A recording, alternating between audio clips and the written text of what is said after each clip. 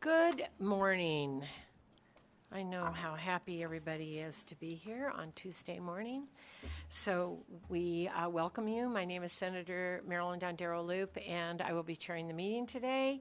And so with that, I will ask the secretary to please call the roll. Senator Buck.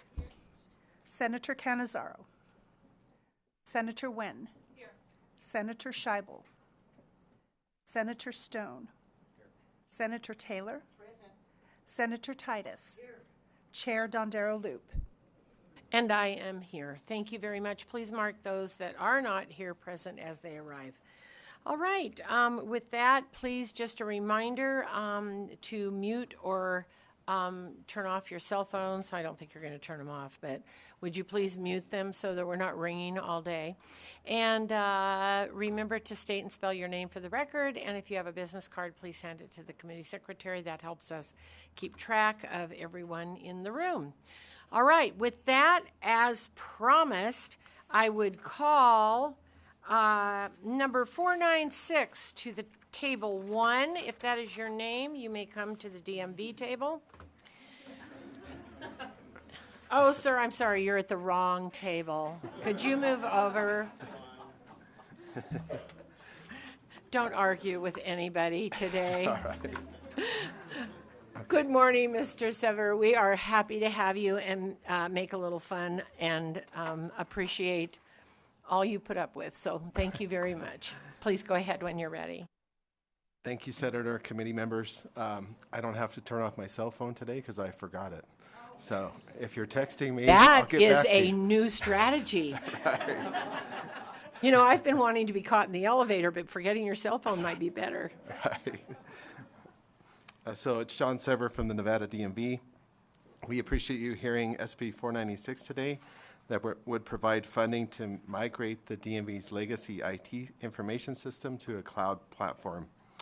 Once we learned the Office of the Chief Information Officer's strategy to retire the mainframe earlier than we anticipated, we worked on a strategy to align our exit from the mainframe IT space, which required us to complete an assessment of our environment.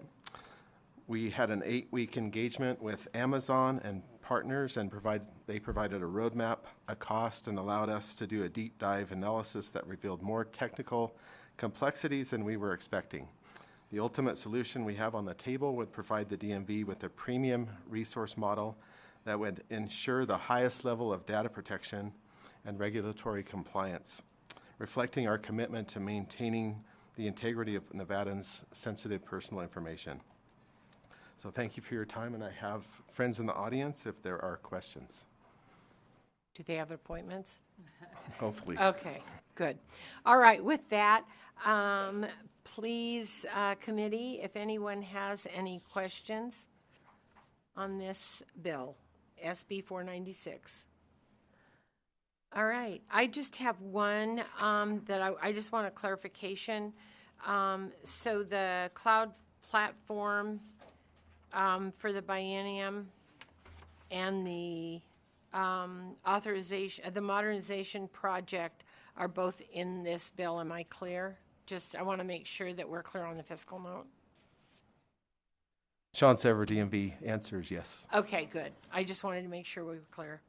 All righty. Well, if I don't see any questions, then you can step back and we'll go to support for Senate Bill 496.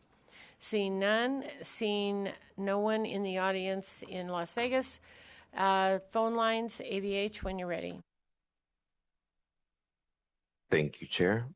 If you would like to offer testimony in support of SB 496, please press star 9 to take your place in the queue.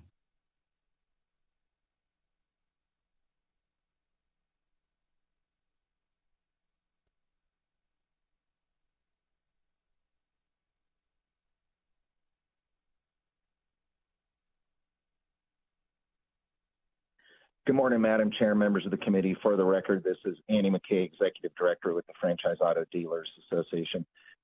Just want to put it on the record that we support the fiscal note and the underlying bill and DMV's continued efforts for modernization. And then In closing, Madam Chair, if I may have a little bit of levity, Mr. Sever, when you get your cell phone, call me. I sent you a text. Thank you. No personal messages, Mr. McKay. Thank you very much. All right.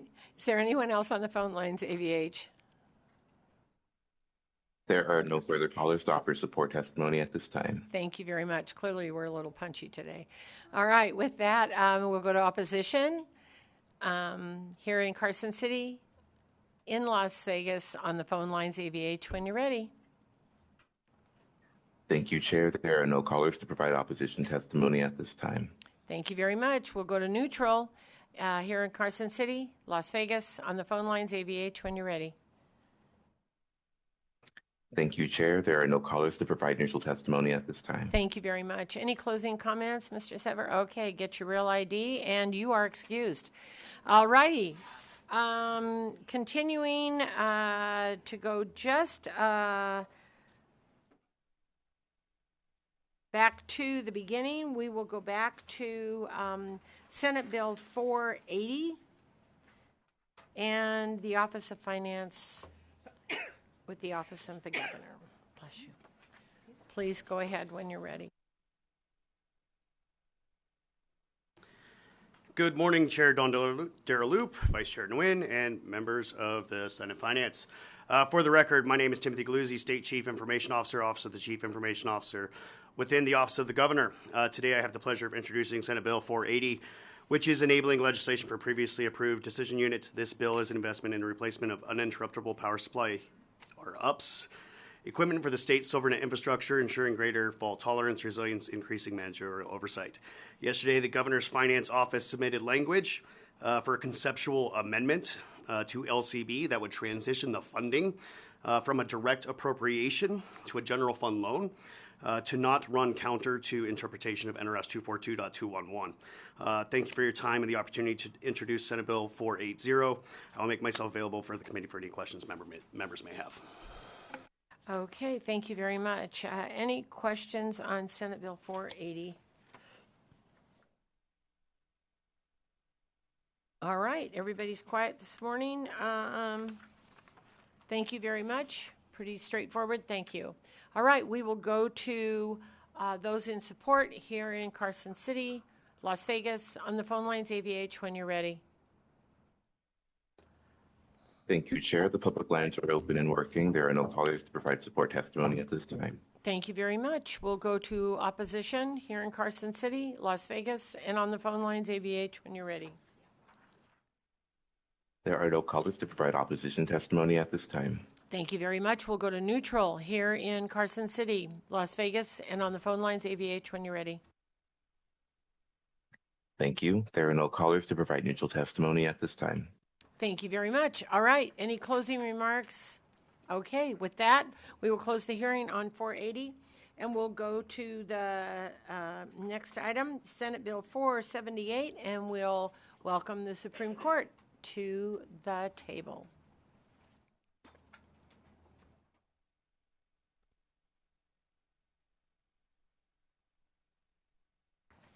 Good morning, Madam Chair. They just let anybody walk in here. I know, we're upgrading our security as we speak, so. Good, excellent. My name is John McCormick, John McCormick, Assistant Court Administrator at the Supreme Court. With me at the table today are Paul Embley, the court's CIO, and Todd Myler, the court's Chief Financial Officer.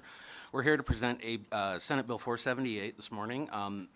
Section 1 of this bill appropriates $814,720 to the Supreme Court to upgrade our data broker exchange service, the multi-county integrated justice information system, into an evergreen solution, meaning that it will be able to accommodate new data exchanges, new data elements, and that kind of stuff without additional cost aside from ongoing maintenance.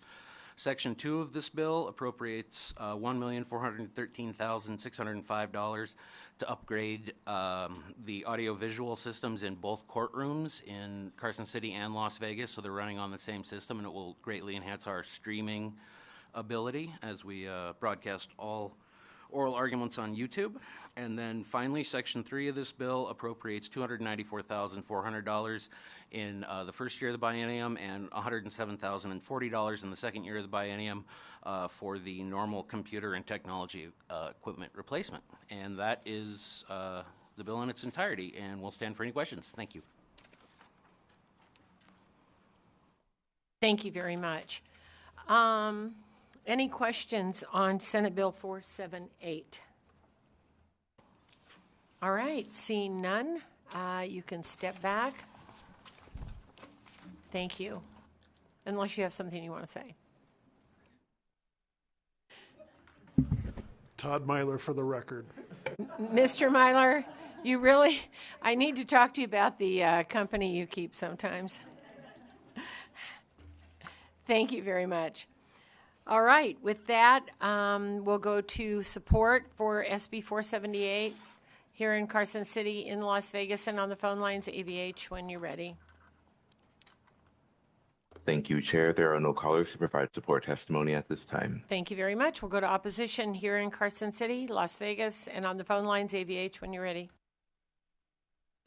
There are no callers to provide opposition testimony at this time. Thank you very much. And we'll go to neutral here in Carson City, Las Vegas, and on the phone lines, AVH, when you're ready. Thank you. There are no callers to provide neutral testimony at this time. Thank you very much. Closing remarks. Okay, with that, we will close the hearing on 478 and we'll open the hearing on 484.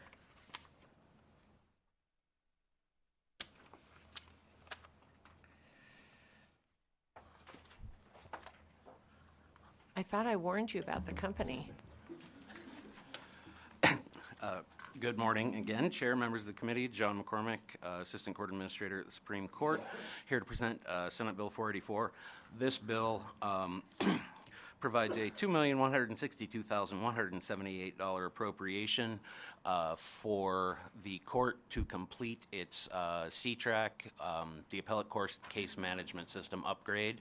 And that's the intent of the bill, and it's a continuation of a general fund appropriation that was provided last session to upgrade the system.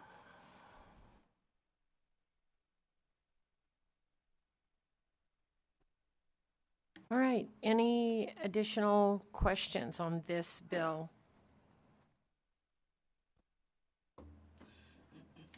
Will this complete the technology pieces that you need, or will there be more coming forward, say, in future sessions? Paul Embley for the record, Paulembley. The answer is yes, this will complete. Technology is never done, but we will not be asking for additional funds to complete this project. Okay, yeah, thank you very much. And I know it's an ongoing piece, but I was just curious. I knew that you had done some and if you were building on it. All right, with that, I'll once again ask any questions. Seeing none, thank you very much.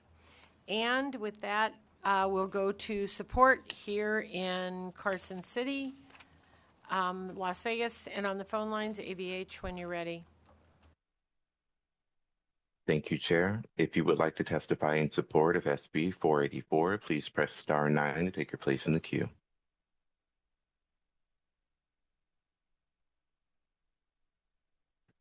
There are no callers wishing to offer support testimony at this time. Thank you very much. Opposition here in Carson City, Las Vegas, and on the phone lines, AVH, when you're ready.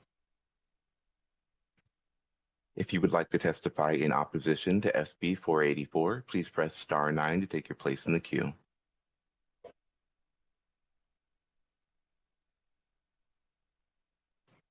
There are no callers wishing to offer opposition testimony at this time. Thank you very much. We'll go to neutral here in Carson City, Las Vegas, and on the phone lines, AVH, when you're ready.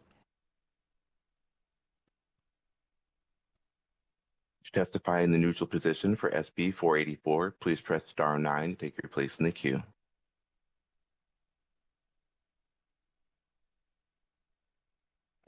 There are no callers wishing to provide neutral testimony at this time. Thank you very much. Any closing remarks? Okay, thank you very much. And with that, we will go to Senate. We'll close the hearing on Senate Bill 484, and we'll go to Senate Bill 485.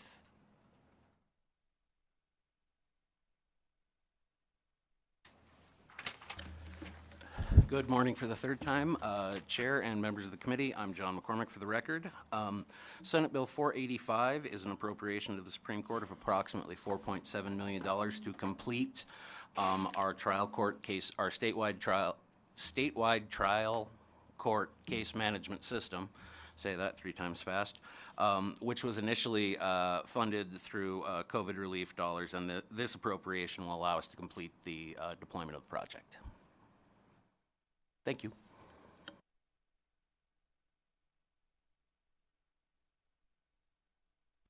Any questions on this particular item from the committee? All right, hearing none, then we'll excuse you again, and we'll go to support here in Carson City, in Las Vegas, and on the phone lines, AVH, when you're ready. Thank you, Chair. If you would like to testify in support of SB 485, please press star 9 to take your place in the queue.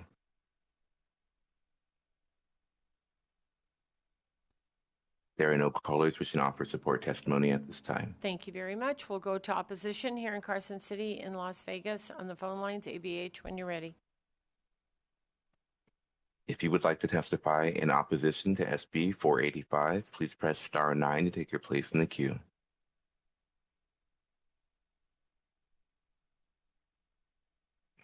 There are no callers wishing to provide opposition testimony at this time. Thank you very much. And neutral here in Carson City, in Las Vegas, and on the phone lines, AVH, when you're ready. If you would like to testify in the neutral position for SB 485, please press star 9 to take your place in the queue.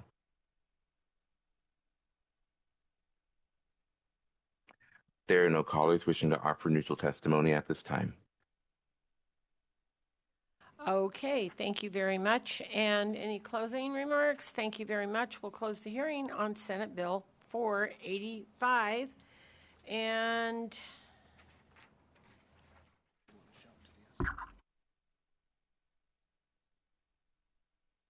okay, going out of order again, we will jump to the Secretary of State, and we'll go to Senate Bill 487. Welcome. Good morning, Chair Dondero Loop, members of the committee. Thank you for hearing SB 487. I'm Cisco Aguilar, Secretary of State. One-shot funding request for Project Orion, the overhaul of Nevada's business licensing and commercial recording systems. Project Orion began when the legislature appropriated SB 485 last session, granting my office $15 million to start this process. Utilizing that funding, we were able to finally get the back-end existing system to function at a minimal viable product. The team fixed over 600 bugs, drastically decreasing the number of failed transactions and other issues affecting Nevada business owners. We've made it such process improvements that hold times are down from 45 minutes to an average of 5 minutes now. As you see, there is a conceptual amendment from the Governor's Finance Office adjusting the amount of the revenue requested for this bill. The amendment restores our original request, which was reduced by GFO before it was transmitted to the legislature. Director Grenemeyer is available for questions relating to this process if any come up, or I can help answer them. These funds will have a significant return on investment. Project Orion will allow us to capture and report more data, giving us better information to make better governing decisions. It will improve functionality for Nevada business owners, making it easier to start a business in Nevada. The Commercial Recordings Division of the Secretary of State's office brings hundreds of millions of dollars in revenue every year. We humbly ask for your support. Thank you for your time. I'm open to any questions if there are questions.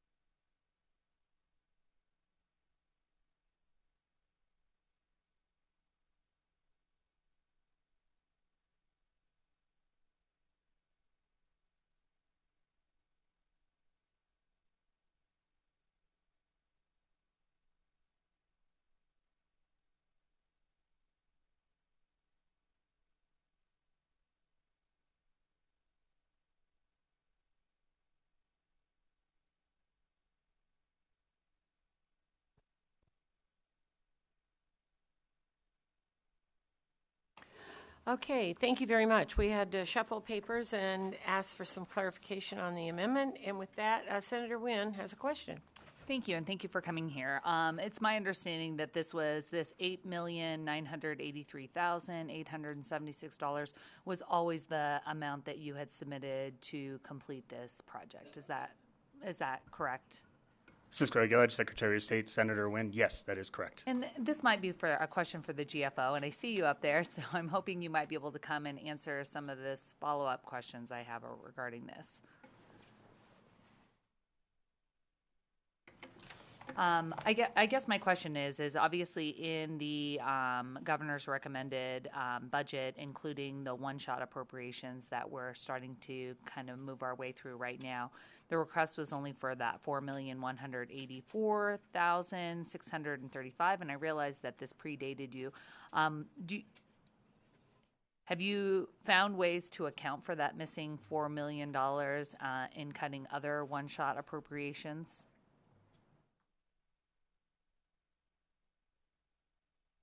Oops. Tiffany Greenmeyer for the record. The way to account for it is the fire suppression supplemental was reduced substantially. So in that aspect, we can bring in the additional $4 million or additional $5 million, I think it is. And so can you remind me how much was cut from that fire suppression? $15 million. Tiffany Greenmeyer for the record. And so in the accounting that you have, you feel like in that $15 million that was cut, that would cover this additional $4 million? Tiffany Greenmeyer for the record, yes. As far as those other cuts, are there any other accountings that you have to make up for the approximately additional $11 million? Have you already inserted that $11 million remaining from that fire suppression cuts in other places? Or is this just the only allocation that it's being used in? Tiffany Greenmeyer for the record, I have not inserted the additional $11 million anywhere else. Okay, wonderful. Thank you so much. Thank you, Chair. Thank you very much. Any additional questions on this particular item? All righty.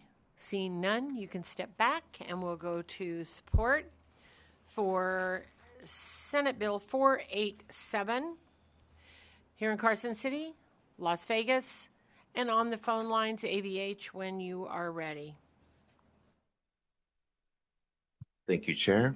If you would like to offer testimony in support of Senate Bill 487, please press star 9 to take your place in the queue.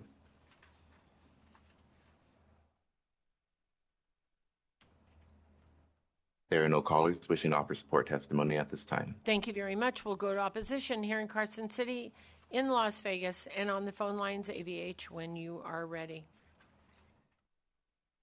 Thank you. If you would like to offer testimony in opposition to Senate Bill 487, please press star 9 to take your place in the queue.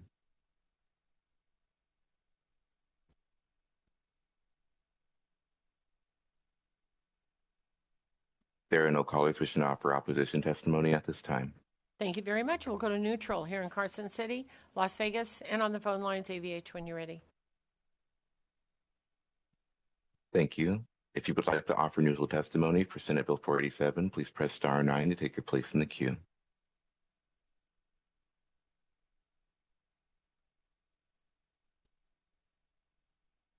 There are no callers wishing to offer neutral testimony at this time. Thank you very much. Closing comments, please.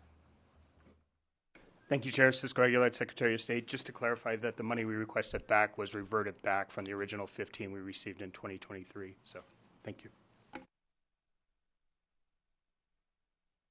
Thank you very much. All right, with that, I will close the hearing on Senate Bill 487, and we'll open the hearing on Senate Bill 488, also the Secretary of State's office. Good morning again, Chair and members of the committee. Cisco Aguilar, Secretary of State, here for SB 48. I'm joined by Chief Deputy DeCara in Las Vegas SB 488 is a collection of 3 small one-shot funding requests. Section 1 is for the standard replacement of equipment in our office that has reached end of service. Section 2 would fund voter outreach and education initiatives, as well as providing language interpretive services to our elections. This past election cycle, our office sent mailings and text messages communications to voters to remind them of the election or inform them of issues related to the election. Voter education is an important part of our democracy, and we look forward to continuing that work. Section 3 provides funding for a Help America Vote Act required piece of technology at the Department of Motor Vehicles. Due to this being a necessary election-related expense, it's funded through our office. Each of these requests helps the Secretary of State's office serve the state and voters in Nevada. Thank you, and I'm available for questions. Thank you very much. Any questions on Senate Bill 488? Okay, seeing none, you may step back. And with that, we will go to support here in Carson City and in Las Vegas and on the phone lines AVH when you're ready. Thank you, Chair. If you would like to testify in support of Senate Bill 488, please press star 9 to take your place in the queue.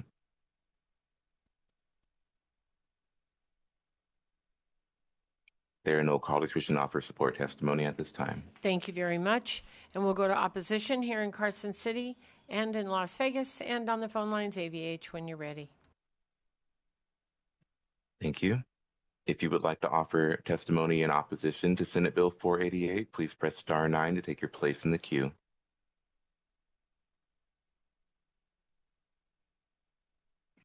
There are no callers wishing to offer opposition testimony at this time. Thank you very much. And we'll go to neutral here in Carson City, in Las Vegas, and on the phone lines AVH when you're ready. Thank you. If you would like to offer neutral testimony for SB 488, please press star 9 to take your place in the queue.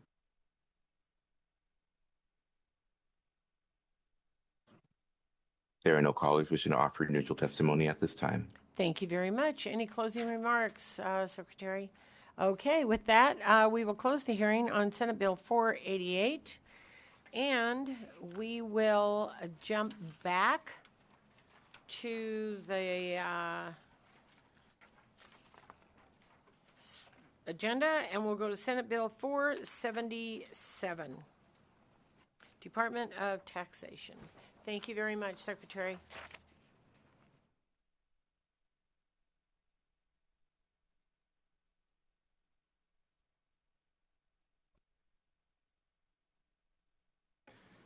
Good morning, Madam Chair and committee members. My name is Patrick Starr. I'm the Enterprise Project Manager for the Department of Taxation. Excuse me. I'm joined today by Joe Bernardi, IT Deputy Director for the Department of Taxation. The department is seeking a one-shot appropriation of $12,457,960 in FY26 and $15,281,906 in FY27 for the continuation of Project MENT. The amount in FY26 has been reduced from the amount in the current bill with a conceptual amendment proposed by the Governor's Finance Office to reduce the general fund expenditures because they were able to reappropriate $5 million in ARPA for the project. These funds are necessary for operating expenses and contract funding for the project, as we'll be rolling out Phase 2 and Phase 3 of the project during FY26 and FY27. We are available for any questions regarding SB 477.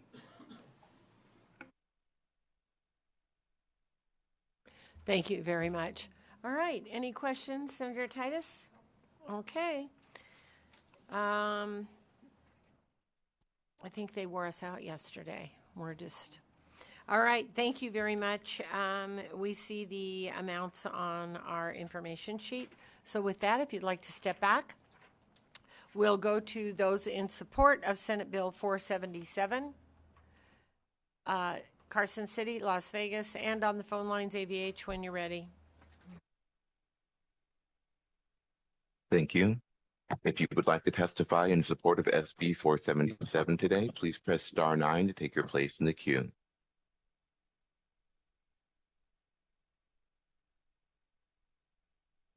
There are no callers wishing to offer support testimony at this time. Thank you very much. And with that, we'll go to opposition here in Carson City, Las Vegas, and on the phone lines, AVH, when you're ready. Thank you. If you would like to offer opposition testimony for SB 477, please press star 9 to join the queue.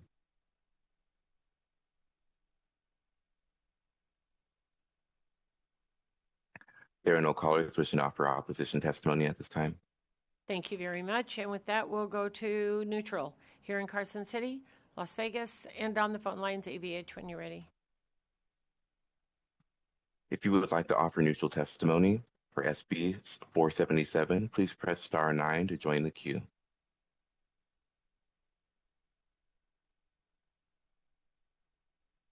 There are no callers wishing to offer neutral testimony at this time. Thank you very much. And with that, any closing remarks? Okay, thank you very much. Then we will close the hearing on Senate Bill 477, and we will open the hearing on Senate Bill 468. And we will welcome Ms. McAdoo to the table. Good morning, and thank you for being with us. Good morning. Always a pleasure to appear before worn-out senators. I'm here to present Senate Bill 468, which appropriates $17 million in general funds to the State Public Charter School Authority to fund transportation services for students enrolled in public charter schools. I'm sorry, Ms. McAdoo, would you just state your name for I'm the so record? sorry. Melissa McAdoo for the record, Melissa Mackedon. This funding was originally recommended to be included in the pupil-centered funding plan. However, during the PCFP budget closing, the funding was removed to instead provide as a one-time funding to the State Public Charter School Authority. The SPCSA intends to award the transportation funding in accordance with NRS 388.3936 on a competitive basis using a structured application and predetermined scoring rubric. The priority for awards will be maintenance of existing services, 2, new transportation programs with preferences given to Title I schools, and 3, expansion of existing transportation programs. I'm happy to answer any questions the committee may have. Okay, thank you very much. And with that, Senator Titus. Thank you, Madam Chair. These transportation, there's some other bills roaming out there regarding what charter schools can and cannot do with its money. Will you be, some of the transportation, are they private entities that you contract with, or do the schools have them internally? Melissa McAdoo for the record. That's a great question, and it just depends. In Clark County, there are quite a few schools who have a third-party vendor that they are contracting with, whereas, say, in Elko County, those kind of vendors don't exist, so the schools operate, their school operates their transportation, in-house, internally. So it really depends on the school. It varies. All right. Thank you, Madam Chair. Thank you very much. And how many schools, I don't know if you know this answer actually, but how many schools actually use transportation? Because some schools would be more neighborhood schools or may not have the need if they were in a smaller county. So I'm just curious how many schools actually use transportation services or have them. Yeah. Melissa McAdoo for the record. We have 23 charter holders serving 27 campuses utilizing the award in fiscal year 25, and we ran out of money. So I think there were others that were interested, but we didn't have enough. And on average, I don't, once again, and you may not have all these stats just up here, but on average, how many kids actually take the bus to school?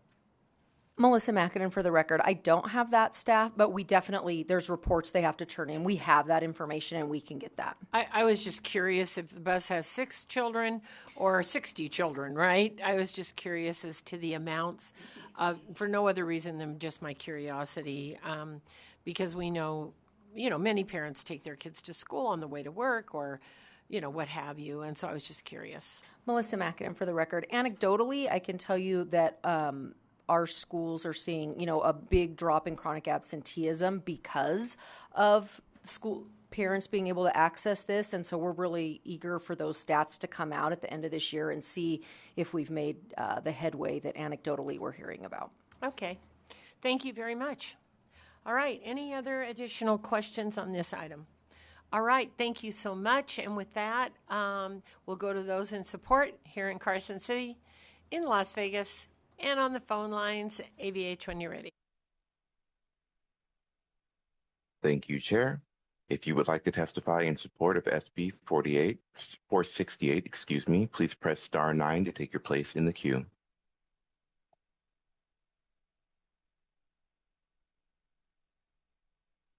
There are no callers wishing to offer support testimony at this time. Thank you very much. Mr. Horn, are you in support or opposition? Support, Madam Chair. Okay, I thought so. Thank you very much. All right, go ahead, please.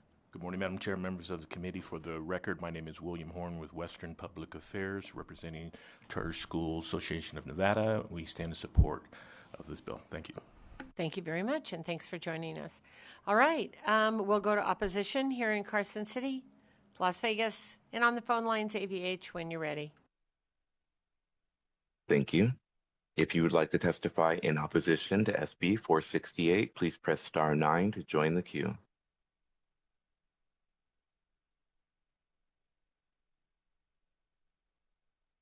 There are no callers wishing to offer opposition testimony at this time. Thank you very much. And those in neutral here in Carson City and Las Vegas, and on the phone lines, AVH, when you're ready. Thank you. If you would like to testify in the neutral position for SB 468, please press star 9 to take your place in the queue.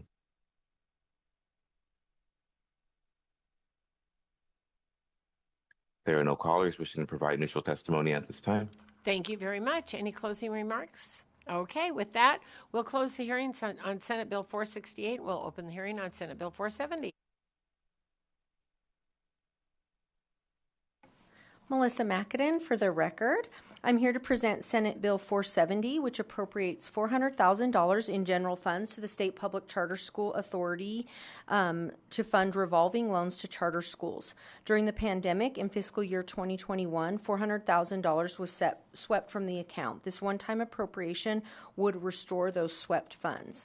Currently, there is approximately $265,000 in available funding in this account. Loans to schools may be in the amount of $500 per pupil, up to a maximum of $200,000. Without this one-time appropriation, the SPCSA would not be able to fully fund any more than one loan to a school. I'm happy to answer any questions the committee may have. Any questions, Senator Titus? Thank you, Madam Chair. So what's the criteria for getting a loan? Melissa McAdin for the record. So it's any charter school, whether they're in the SPCSA or not. Mainly, schools use these loans in their incubation year, or before their first year of operation for cash flow to procure furniture, equipment, books, supplies. So they don't get their first funding from the state until either July 1st or August 1st, but there's obviously things they need to buy in advance. And so that's what they use this loan for, is to get those things so that they can be operational on the first day of school. For the follow-up, Madam Chair? Yes. And then, so it's a loan, so once they get the money from the state, they pay it back? Melissa McAdin for the record. Yes, it automatically comes out of their pupil-centered funding payment every month. Okay, just a clarification. Thank you. Thank you, Madam Chair. Thank you very much. And you said $500 per pupil, so if they have 20 pupils or whatever they have in the school? Melissa McAdin, up to a maximum of $200,000. Okay. Yeah.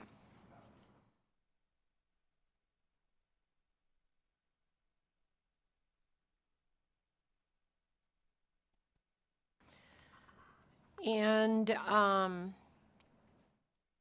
you gave examples of what the funds were used for. All right, thank you.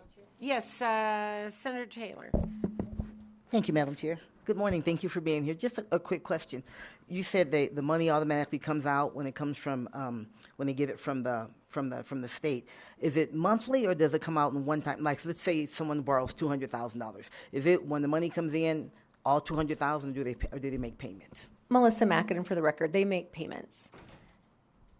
So they just equally divide them, I would imagine? Melissa McAdin for the record, yes. There is no penalty for early payment, and some schools will do that, but it just unless they do that, it'll just automatically come out until it's paid in full.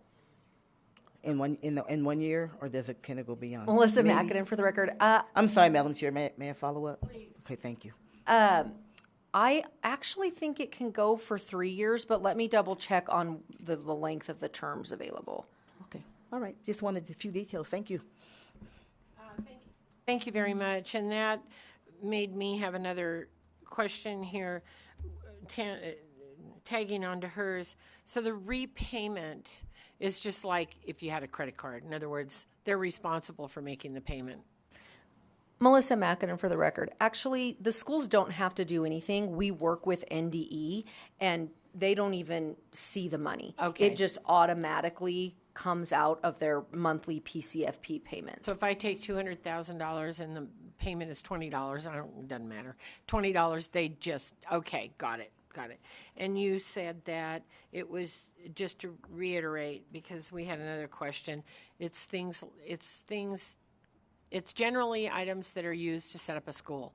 Books, furniture, a whiteboard, whatever it may be. Melissa Mackinnon for the record, that's correct. And even schools that get like the CSP grant, those are all reimbursement based. So even if they have money, in that grant allocated for it, they have to have cash up front to buy the things, then they can submit for reimbursement from the CSP grant. So it's just all that, the stuff you need to start a school. Okay, thank you very much.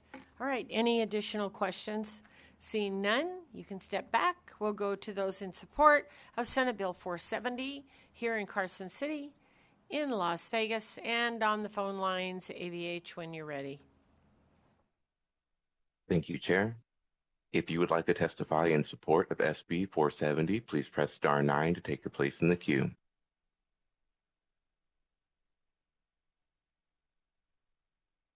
There are no callers wishing to offer support testimony at this time. Thank you very much. We'll go to opposition here in Carson City, in Las Vegas, on the phone lines, AVH, when you're ready. Thank you. If you would like to testify in opposition for SB 470, please press star 9 to take your place in the queue.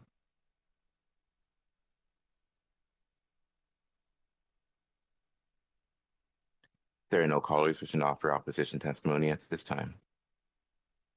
Neutral here in Carson City, Las Vegas, and on the phone lines, please, when you're ready. Thank you. If you would like to testify in the neutral position for SB 470, please press star 9 to take your place in the queue.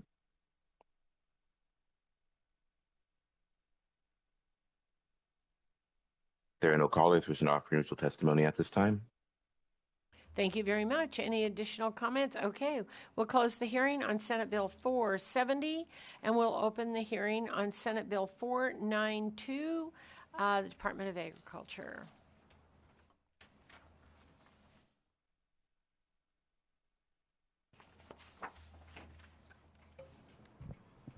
Good morning, Madam Chair and committee members. For the record, my name is Kathy Balkin. I'm the administrator of the Administrative Services Division at the Department of Agriculture.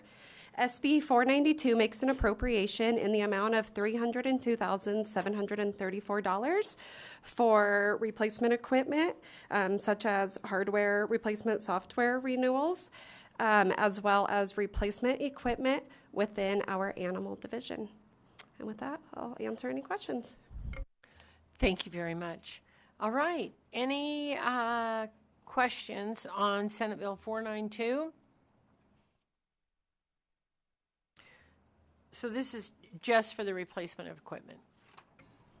For the record, Kathy Balkin, yes, that is correct. Thank you.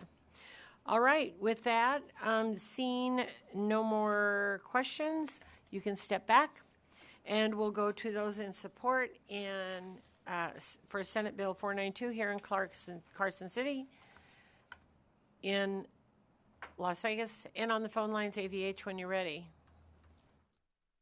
Thank you. If you would like to testify in support of SB 492, please press star 9 to take your place in the queue.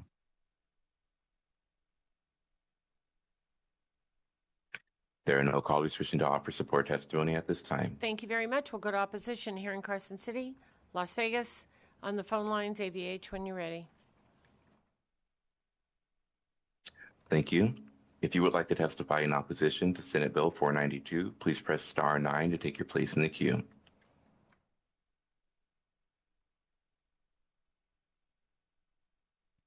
There are no callers wishing to provide opposition testimony at this time. Thank you very much. We'll go to neutral here in Carson City, in Las Vegas, and on the phone lines, AVH, when you're ready. Thank you. If you would like to offer testimony in the neutral position for Senate Bill 492, please press star 9 to take your place in the queue.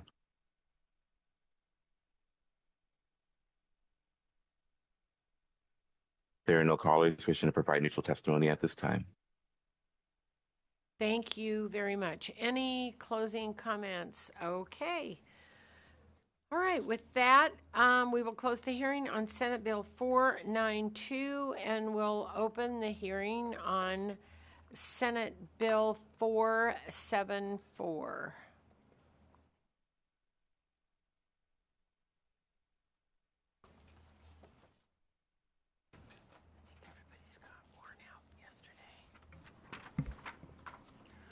Good morning, Chair Don Darrell Loop and members of the committee. For the record, my name is Sebastian Ross, Senior Policy Counsel with the Nevada Gaming Control Board. Joining me today is Kyle Porter, the board's IT manager. Senate Bill 474 appropriates approximately $938,490 in fiscal year 26 and $15,033 in fiscal year 27 for the replacement of information technology hardware and software in accordance with the OCIO's replacement schedule. And with that, I want to thank you for the opportunity to testify, and we're happy to answer any questions. Thank you. Thank you very much. Any questions on this appropriation for the replacement of computer hardware? Okay, seeing none, you can step back. And we will go to those in support of Senate Bill 474. Opposition, Carson City, Las Vegas. On the phone lines, AVH, when you're ready. Thank you, Chair. If you would like to offer testimony in support of SB 474, please press star 9 to take your place in the queue.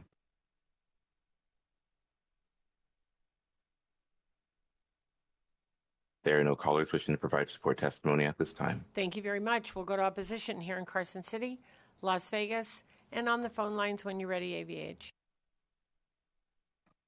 Thank you. If you would like to provide opposition testimony for SB 474, please press star 9 to take your place in the queue.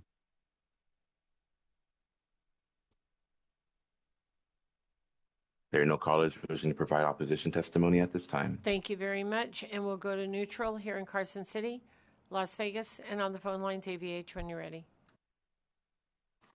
Thank you. If you would like to testify in the neutral position for Senate Bill 474, please press star 9 to take your place in the queue.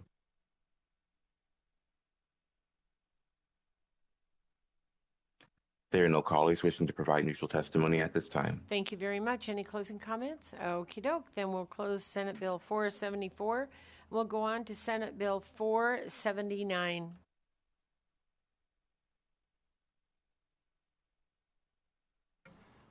Thank you, Madam Chair. This is Stephen Wood with Go Ahead for the Record.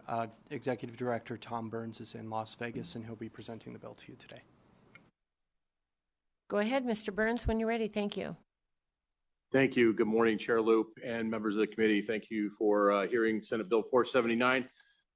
Senate Bill 479 appropriates $375,000 in continuing support for the regional development authorities of the state of Nevada. We have 8 such authorities scattered throughout the state that represent the unique characteristics of their state and economic interests. This money in the last biennium was $450,000 in one-shot funding, which reinstated the RDA's budgets to pre-COVID numbers. This year's request is for $375,000 to further that mission. I'm happy to answer any questions that you may have of me. Thank you very much. Any questions on this particular item? All right. With that, then we will go to those in support here in Carson City. Please go ahead. Good morning, Chair Dondero Loop, members of the committee. For the record, my name is Taylor Avery, Taylor and I am the Manager of Political Affairs for the Vegas Chamber. The Chamber supports the fiscal policy of the bill. Thank you. Thank you very much. All right. Any additional support here in Carson City? All right. We'll go to Las Vegas and on the phone lines, please. AVH, when you're ready. Thank you, Chair. If you would like to testify in support of SB 479, please press star 9 to take your place in the queue.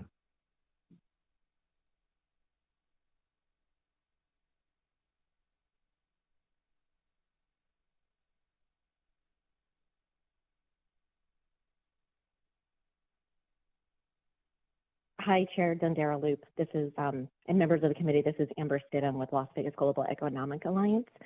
I'd also like to thank you for your continued investment in Regional Development Authority work throughout the state of Nevada. We also stand in support of this. Thank you. Thank you very much. Any additional callers? There are no further callers to provide support testimony at this time. Thank you very much. Is there anyone in opposition here in Carson City and in Las Vegas and on the phone lines, please? AVH, when you're ready. Thank you, Chair. The public line is open and working. There are no callers to provide opposition testimony at this time. Thank you very much. We'll go to neutral here in Carson City, Las Vegas, and on the phone lines, AVH. Thank you, Chair. The public line is open and working. There are no callers to provide opposition testimony at this time, or neutral testimony at this time, excuse me. Thank you very much. All right, with that, any closing comments? All right, then we will close the hearing on Senate Bill 479, and we will open the hearing on Senate Bill 481.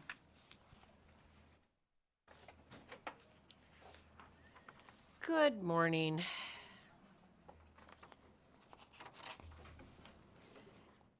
Good morning, Chair Dondero Loop and committee members. My name is Cody Finney, and I serve as the administrator for the Division of Public and Behavioral Health. I'm here today with Andrea Rivers, a deputy administrator, to present Senate Bill 481. This request is for the unanticipated shortfall to support clients with mental health needs that live in licensed community residential care. The bill states the sum of $1,600,010,735, but you have a conceptual amendment, I do hope, with a revised request for $1,647,791. This is to support approximately 435 people that are living in Southern Nevada in community health settings and receive support through Southern Nevada Adult Mental Health Services. This includes both clients in transitional living and mental health court. These folks receive stabilized housing in licensed facilities and supportive care, and it decreases the probability of their being rehospitalized or incarcerated. With that, myself and the staff, the wonderful staff, are here to answer any questions. Thank you very much. And committee members, I do not believe we have this amendment right in front of us, but when you look at your information, they are increasing this by $37,056. Am I correct, Ms. Finney? Yes, Cody Finney, for the record, that is correct. Thank you very much.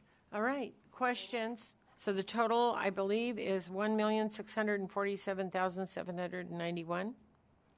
Cody Finney, for the record, that is correct. Okay. Any questions from the committee on this item?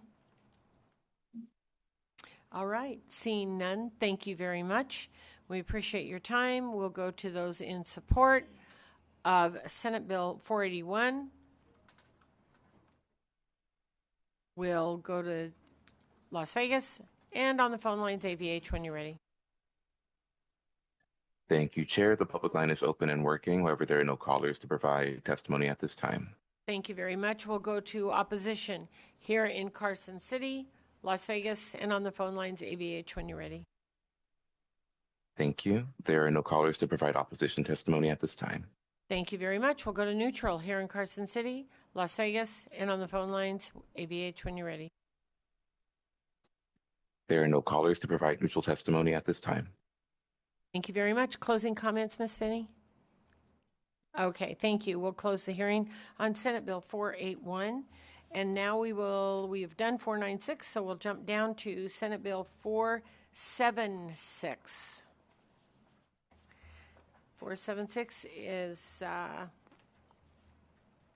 Standards and Training. Thank you. Please go ahead when you're ready. Good morning, Madam Chair. Mike Sherlock. I'm the Executive Director of the Peace Officer Standards and Training Commission. Section 1 of this bill appropriates $87,360 for replacement of computer hardware and associated software. This is mostly laptops found on the retention schedule and due for replacement. These are used to support our statewide testing platform used both in basic training and advanced officer training across the state. Section 2 of this bill appropriates $92,433 to update our records management and tracking system. We've had about 6 years of history attempting to work with different IT solutions to create a records management system, and this finally gets us to the right place in terms of our managing peace officer records across the state. Year 2 appropriations has already been approved, pending this one shot of $92,433. With that, I can answer any questions.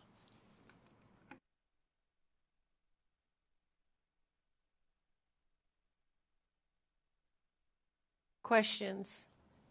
Would you clarify exactly what you're the amount you're asking for? The total. I'm sorry, sir.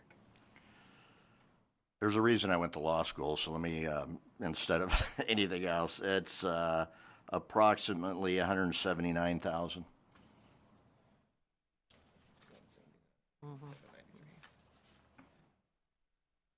Got it. Well, I taught school, so you can see where we're at. I'm adding. Thank you very much. Any questions? All right, seeing none, you can step back. And with that, we'll go to those in support here in Carson City, Las Vegas. On the phone lines, AVH, when you're ready. Thank you, Chair. The public line is open and working. However, there are no callers to provide support testimony at this time. Thank you very much. We'll go to opposition here in Carson City, Las Vegas, and on the phone lines, AVH, when you're ready. Thank you. There are no callers to provide opposition testimony at this time.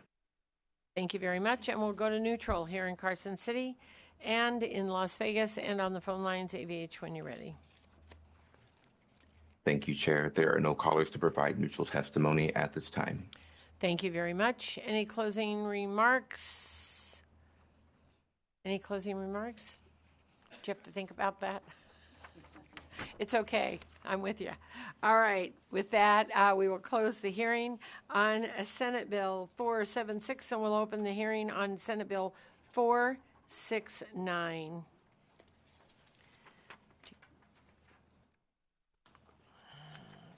Department of Corrections. Welcome and good morning, sir. Yeah, good morning, Chair Dundera Loop and Co-Chair Senator Wynn and members of the Senate Finance Committee. I'm James Zarenda, DZ, URENDA. I'm the Director for the Nevada Department of Corrections, presenting Senate Bill 469. In Section 1 of 469, we're asked for appropriation from the State General Fund to the Department of Corrections for the Northern Nevada Correctional Budget account for the replacement of security and safety equipment for the following sums. Fiscal year 25-26 for $36,982. For fiscal year 26-27 for $34,980. Section 2, we're asked for appropriation from the State General Fund to the Department of Corrections for the Northern Nevada Correctional Center budget account for the replacement of culinary, maintenance, and building equipment for the following sums. Fiscal year 25-26 is $108,047. For fiscal year 26-27, $4,512. Section 3, we're asking for appropriations from the State General Fund to the Department of Corrections for the Southern Desert Correctional Center budget account for the replacement of utility vehicles, handheld metal detectors, and other small equipment for the fiscal sum for fiscal year 25-26 of $236,583. And for the fiscal year 26-27 for $14,230. Section 4, asking for appropriation from the State General Fund to the Department of Corrections for the Northern Nevada Correctional Center budget account for the sum of $49,900 for the replacement of gymnasium flooring.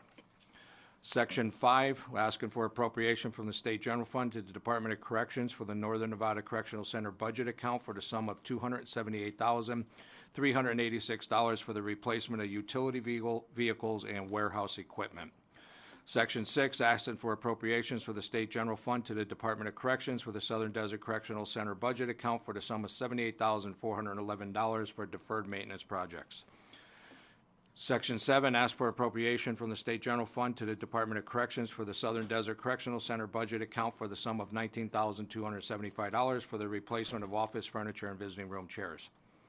Section 8, asking for appropriations from the State General Fund to the Department of Corrections for the Southern Desert Correctional Center budget account for the sum of $120,434 for the replacement of warehouse maintenance and security equipment. And that's all I have. All righty. With that, any questions on Senate Bill 469? All right. Thank you very much. And with that, we'll go to those in support here in Carson City. Las Vegas, on the phone lines, AVH, when you're ready. Thank you, Chair. The public line is open and working, but there are no callers to provide support testimony at this time.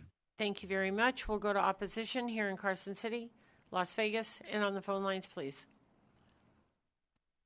Thank you, Chair. There are no callers to provide opposition testimony at this time. Thank you very much. We'll go to neutral here in Carson City, Las Vegas, and on the phone lines, please. Thank you. There are no callers to provide neutral testimony at this time. Thank you very much. Closing remarks? Okay, we'll close the hearing on Senate Bill 469. And we'll open the hearing on Senate Bill 489. And welcome back, and go ahead and begin when you are ready. Thank you, Senator Dondero Loop, Chair, and Co-Chair Senator Wynn, and members of the Senate Finance Committee. I'm James Zarenda, DZ, URENDA, Director for the Nevada Department of Correction, presenting Senate Bill 489. In Section 1, we're asking for appropriation from the State General Fund to the Department of Correction for the Northern Nevada Transitional Housing Budget account for the purpose of small equipment in the sums of fiscal year 25-26 for $1,660, and again in 26-27 fiscal year for $1,660. Section 2, asking for appropriation from the State General Fund to the Department of Corrections for the Northern Nevada Transitional Housing Budget account sum of $8,228 for the replacement of maintenance equipment. Section 3, asking for appropriation from the State General Fund to the Department of Corrections for the Casa Grande Transitional Housing Budget account for the sum of $12,312 for the replacement of sunshade canopies and office chairs. And that's all I have. I love how you finish, that's all I have. I know that feeling. Okay, with that, are there any questions on this particular budget? Not seeing any. With that, I will excuse you, and we'll go to those in support here in Carson City, Las Vegas, and on the phone lines, AVA.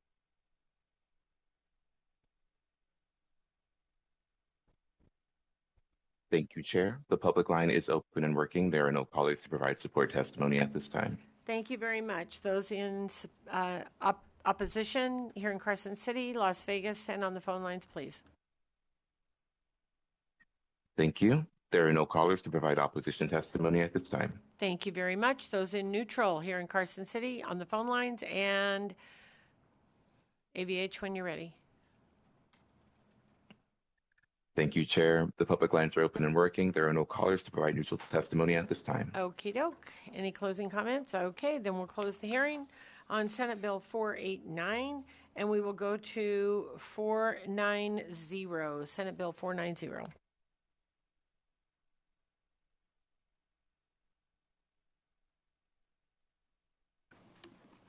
Thank you, Chair Dondero Loop, and Co-Chair Senator Wynn, and members of the Senate Finance Committee. My name is James Zarenda, DZ, URENDA, I'm the Director for the Nevada Department of Correction. Presenting Senate Bill 490. In Section 1, I'm asking for appropriations for the State General Fund to the Department of Corrections for the sum of $147,054 for the Ely State Prison Budget Account for the replacement of maintenance, warehouse, and security equipment.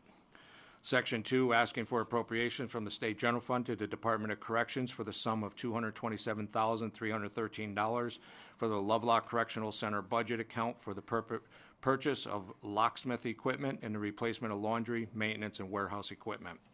Section 3, asking for appropriation from the State General Fund to the Department of Corrections for the Lovelock Correctional Center budget account for the replacement of security equipment for the following sums for fiscal year 25-26 of $2,982, fiscal year 26-27 for $994.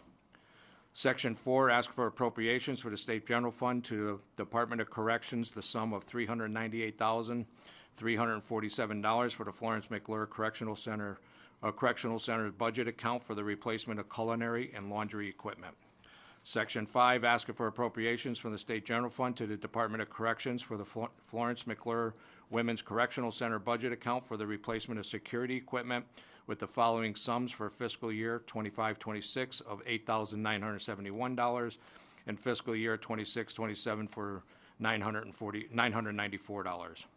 Section 6, asking for appropriations from the State General Fund to the Department of Corrections for the Florence McClure Correctional Center budget account for small equipment purchases for sums of fiscal year 25-26 of $1,361, and again, fiscal year 26-27 for $1,361, and that's all I have. Thank you. So, what caught my eye was that you need locksmithing equipment. What does that mean? So James Renda, for the record, locksmith equipment is cutting keys and also for security devices that actually control the issuance of keys. So if you have to go, you push a button to put your code in there and you retrieve your actual key, and it logs that you retrieved it. How often are keys lost? James Renner, for the record, it's not necessarily lost with new staff that come in. It's also broken keys that break off in locks. We replace them consistently and quite a bit. Okay, well, anybody else have any questions? There are just thoughts circling in my mind about keys and locksmiths in prisons. There's just something that all doesn't go together in my mind as we have loose prisoners in another state. All right. I will excuse you if no one else has any questions. Thank you very much. And with that, we will go to those in support here in Carson City, Las Vegas, and on the phone lines, please, when you are ready, AVH. Thank you, Chair. The public line is open and working. There are no callers to provide support testimony at this time. Thank you very much. In opposition here in Carson City, Las Vegas, and on the phone lines, AVH, when you're ready.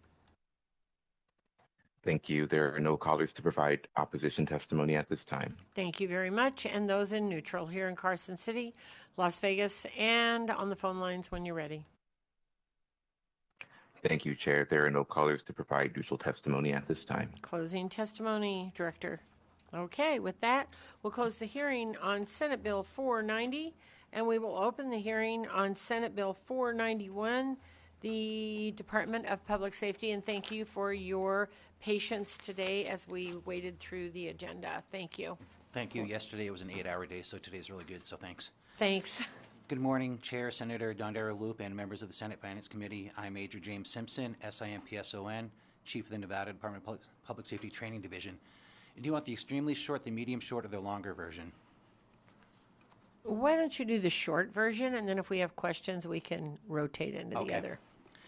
I'm here to present Senate Bill 491, which makes one-shot appropriations to the Training Division of the Department of Public Safety, the replacement of equipment, computer, hardware, and associated software, beds and mattresses, and for the maintenance, projects, and services.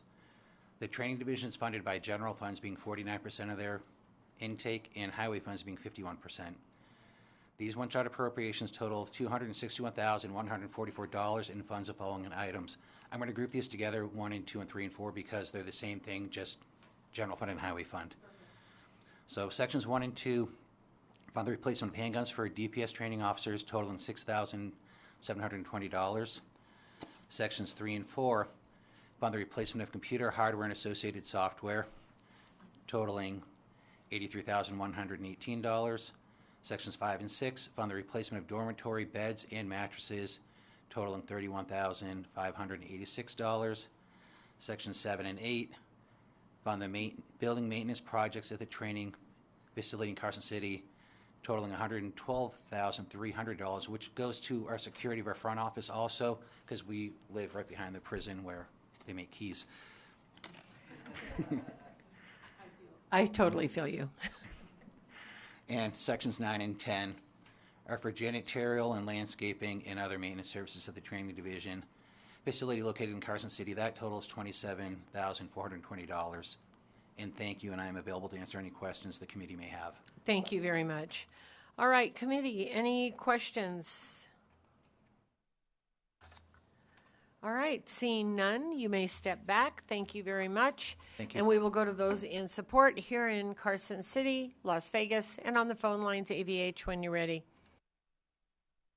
Thank you, Chair. The public line is open and working. There are no callers to provide support testimony at this time. Thank you very much. We'll go to opposition here in Carson City, Las Vegas, and on the phone lines, AVH, when you're ready. Thank you. There are no callers to provide opposition testimony at this time. And we'll go to those in neutral here in Carson City, Las Vegas, and on the phone lines when you're ready. Thank you, Chair. There are no callers to provide neutral testimony at this moment. Okay, thank you very much. Any closing remarks? All right, we will close the hearing on Senate Bill 491, and we will open the hearing on Senate Bill 475. Welcome to the table, Mr. Settlemyer. Thank you, Chair Don Derloop. James Settlemyer, Director, Department of Conservation and Natural Resources. I'll give you a quick run through of SB 475. However, I have Bob McGill from State Parks who can give a detailed analysis if you prefer more information. That being said, if you look at the bill, going through it is mainly to comply with SAM, State Administrative Manual, directions on replacement of computers on vehicles, the fleet services. There's an additional money of $5 million for deferred maintenance. And there are certain, on Section 7, there's actually some lawnmowers and small field equipment that doesn't have a replacement schedule. We just tend to use it until it completely breaks and have to replace it. That being said, the total amount is $12,820,038 due to some revisions that you have in front of you by amendment for Section 3 that actually lowers the overall amount. So for fiscal year 25-26 in Section 3, it goes to $517,965. And for the fiscal year 26-27, it changes to $31,987. I stand for questions, or if you wish, Mr. McGill can go through it on a detailed section-by-section analysis. Thank you very much, and thank you for joining us. Any questions on this particular item?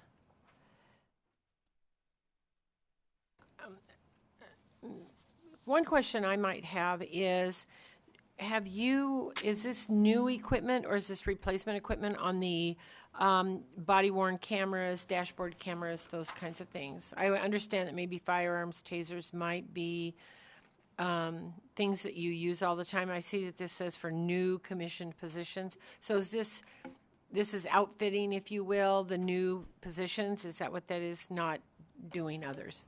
Thank you, Chair. Under Lip, I will turn that over to Mr. McGill in a section. There were some incidents that occurred in Valley of Fire last interim. An officer involved shooting, and so it's a desire to actually fit all of the officers with body cameras while they're doing that particular part of the duty. Obviously, the ability to take them off when they're, no offense, cleaning toilets and doing more tasks that are not related to that, but I'll let Mr. McGill into further detail. Thank you. Go ahead, please. Bob Mergell, last name Mergell, Administrator for Division of State Parks. Short answer, it's all new equipment.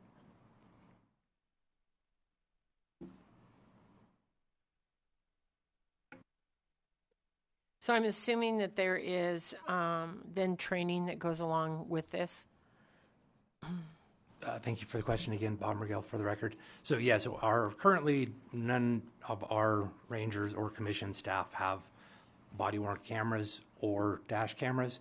So we've created a policy that we'll put into place should this get funded, and we have those things. And then yes, there will be training that's going to have to go along with that. But we'll incorporate that into training that we already do annually, so there won't be an additional cost involved for that training. Right. Okay, thank you. I didn't think that they were trained to be more like a peace officer, and so that's why I was asking that question. Thank you very much. Any additional questions on Senate Bill 475? All right, thank you very much. Yes, please go ahead. Good, Madam Chair. Just for the record, his officers are post-certified. Thank you very much. All right, thank you. With that, we'll go to those in support here in Carson City, in Las Vegas, and on the phone lines, AVH, when you're ready. Thank you, Chair. If you would like to testify in support of SB 475, please press star 9 to take your place in the queue.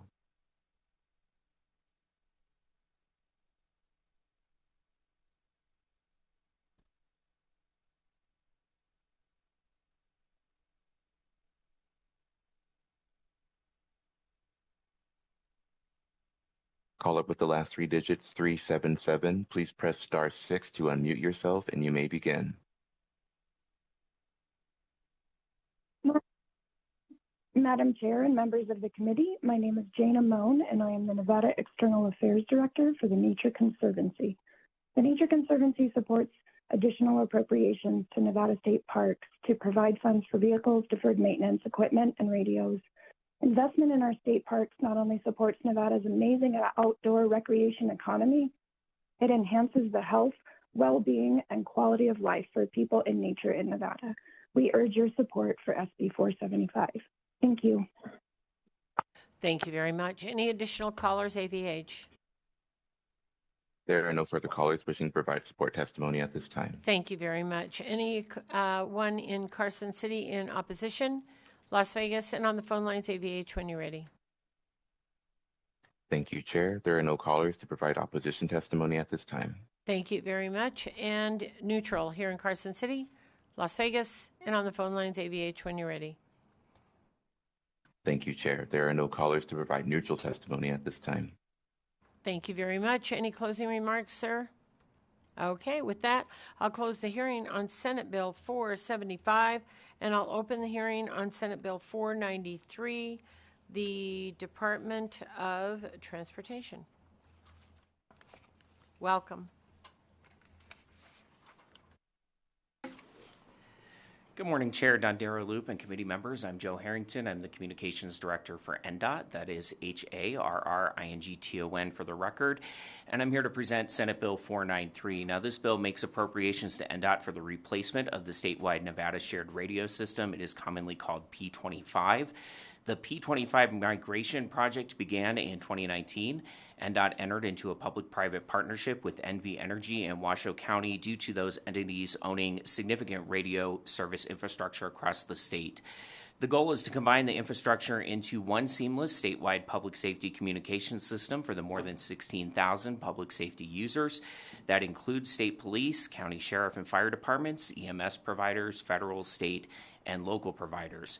After receiving a legislative letter of instruction, an allocation formula was derived by NDOT, the GFO, and LCB.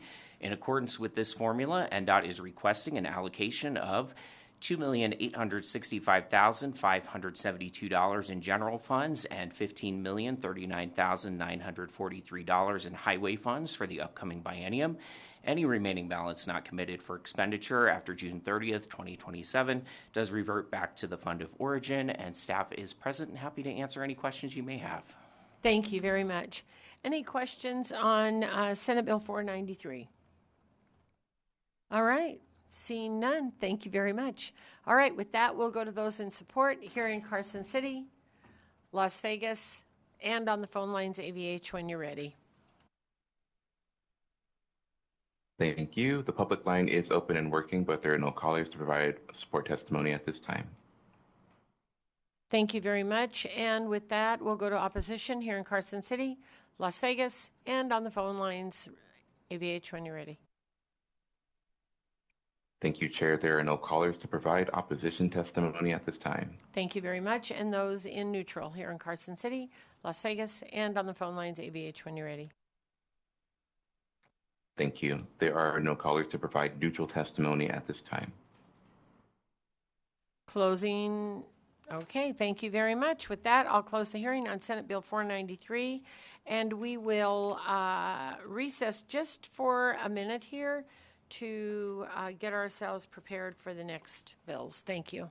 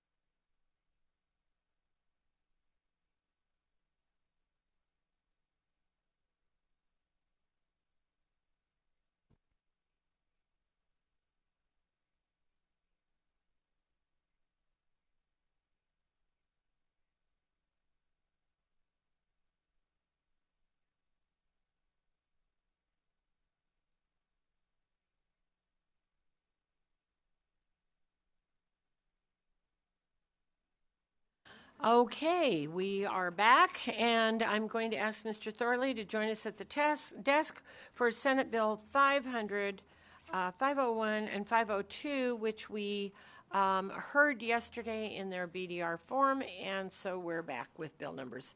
So, Mr. Thorley, when you are ready. Thank you, Madam Chair. Wayne Thorley for the record, LCB Fiscal Analysis Division. As the Chair mentioned, I'm here to present Senate Bill 500. This is commonly referred to as the K-12 Education Funding Bill. This bill was presented by fiscal staff in BDR form last night, section by section. No language has changed from the BDR draft that we went through last night to the bill as it now appears in Senate Bill 500. As a reminder, this is the first funding bill that must be passed pursuant to the Nevada Constitution, and happy to answer any questions that the committee might have. Okay, any questions on this particular bill? All right, not seeing any. Then I will accept a motion on Senate Bill 500. I'd so move to do pass Senate Bill 500. Thank you very much. Senator Wynn, second from Senator Canizero. And any discussion? Thank you, Madam Chair. Thank you, everyone, for all the hard work that's gone into this. I know that there are a lot of moving parts to this bill. I know that there are some major bills out there that affect education.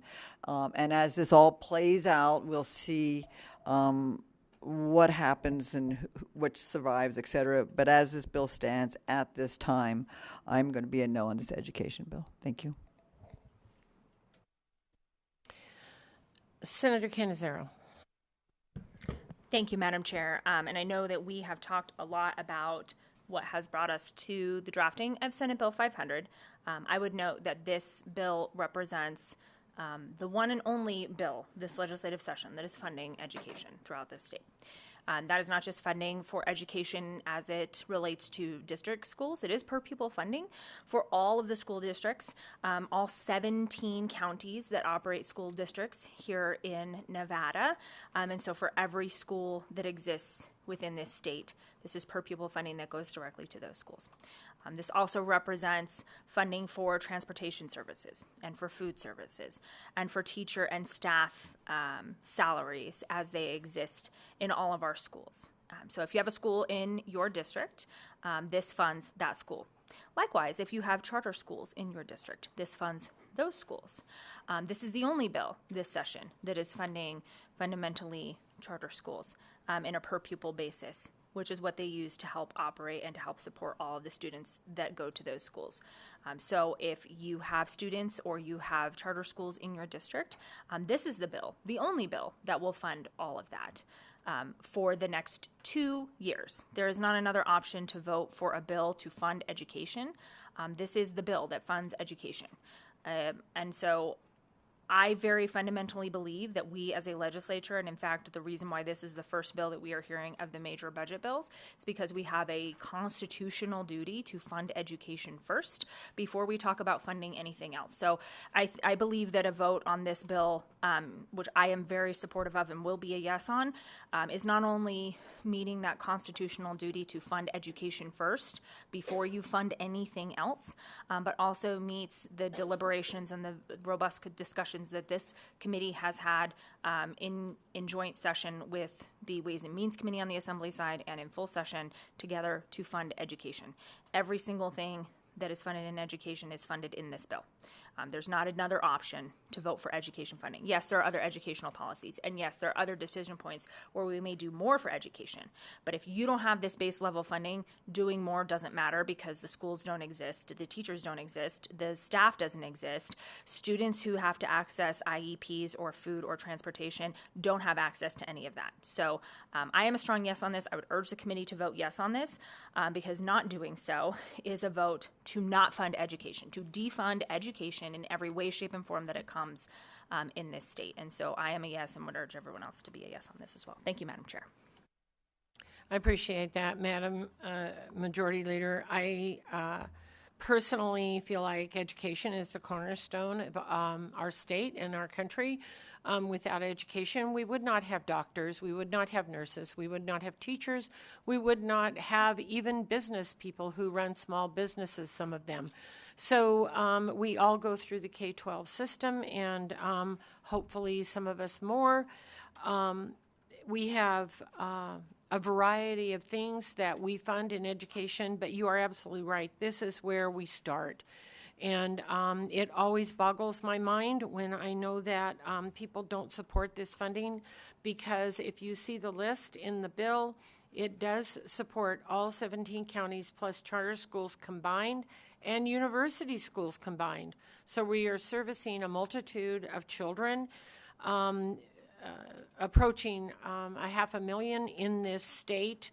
And they are not all in the same county or in the same space. We are happy that we have choices for our students to go to school, whether they are ELL learners, whether they may be disabled, whether they may be gifted and talented, or whether they may be baseball players, football players, artists, music people, and I could go on, because we educate all children at all levels. And so I am always concerned when we think that we're not going to fund education. It is a scary thing for me as a grandmother of 5 grandchildren and as a 30-year educator who educated lots of children. So thank you very much, Majority Leader, for your comments, and I believe Senator Wynn has some. Oh, all right. Any other additional comments? Senator Buck. Thank you, Chair Dondera Loop. I will be a no today because I do not feel that this budget represents equity for our charter school students that are out there and teachers. So I will be a no today.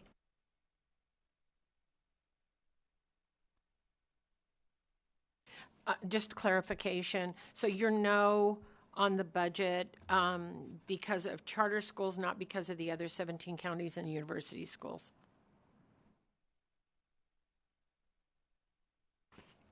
Yes, charter school students are worth just as much as the other students, and until they are added into this budget, the teachers are added into this budget, I will be a no. The students are in this budget. Thank you very much. And with that, I'll call for a vote. All those in favor say aye. Aye. All those opposed say nay. And we have a no from Senator Stone, Senator Titus, Senator Buck. Motion passes. Thank you very much. And we will go to Senate Bill 501. Thank you, Madam Chair. Senate Bill 501 is commonly referred to as the Authorizations Act. This bill was presented in BDR form last night. The bill contains the authorized funding from non-general fund and non-highway fund sources for the upcoming biennium as approved by the money committees during the closing process.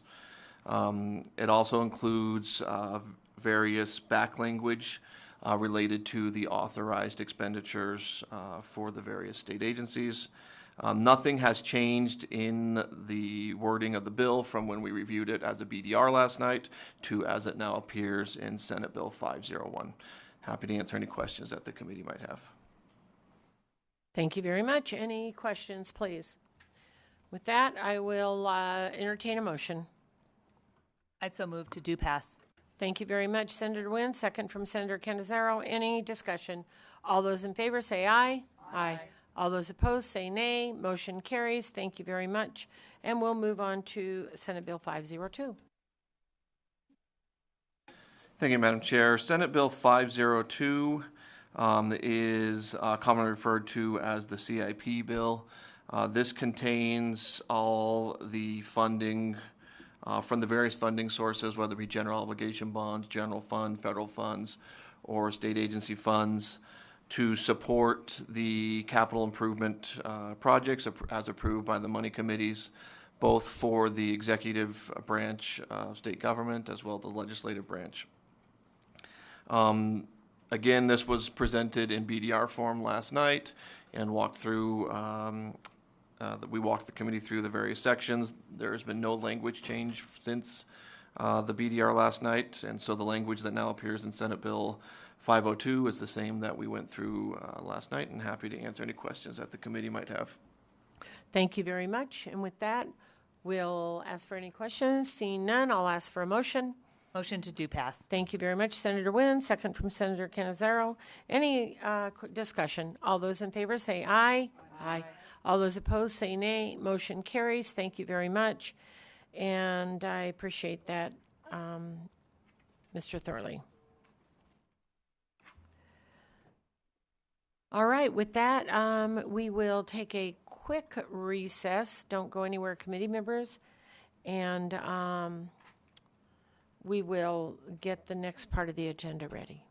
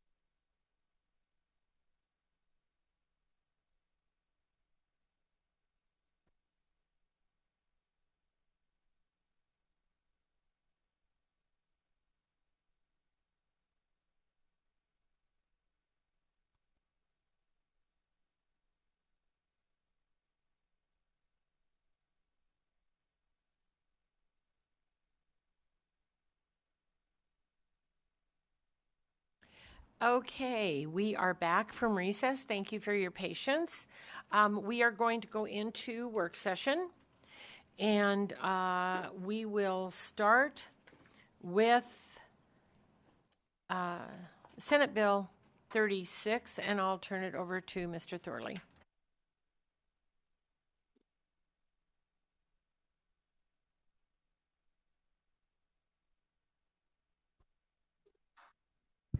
Thank you, Madam Chair. Wayne Thorley for the record, LCB Fiscal Analysis Division. The first bill that will be considered on work session is Senate Bill 36, which revises provisions relating to water. This was heard yesterday in this committee.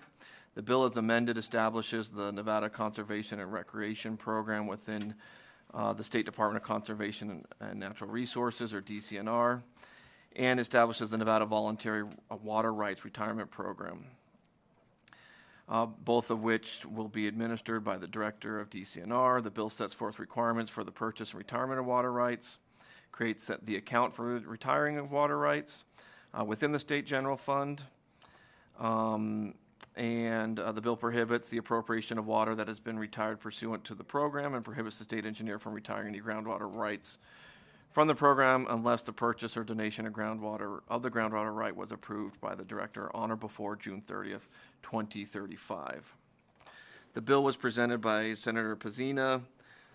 There was an amendment submitted. This was after, there was discussed at the hearing, and then there was a revised amendment submitted afterwards that is up on Nellis. This was, the amendment clarifies the status of water rights when they're retired, and it's based on the testimony of the state engineer during the hearing when this bill was heard in Natural Resources. The bill originally had an unsolicited fiscal note. However, based off of the amendment that came out of the policy committee, DCNR has indicated now no fiscal impact. Testimony support was provided by given by the Nevada Conservation League, Southern Nevada Water Authority, Nature Conservancy, several regional water authorities, the Walker Basin Conservancy. There was no testimony in opposition. Director Settlemeyer with DCNR provided neutral testimony. If the committee wishes to move this bill with the amendment, the proposed amendment, the action would be to amend and do pass as amended. Thank you very much. Any questions? All right, I'll accept a motion. So move to amend and do pass as amended. Thank you very much. Senator Wynn, second by Senator Canizaro. Any discussion on the motion? All those in favor say aye. Aye. All those opposed say nay. Motion carries. Thank you very much. And I will give the floor statement to Senator Pazina. And we'll move on to Senate Bill 88.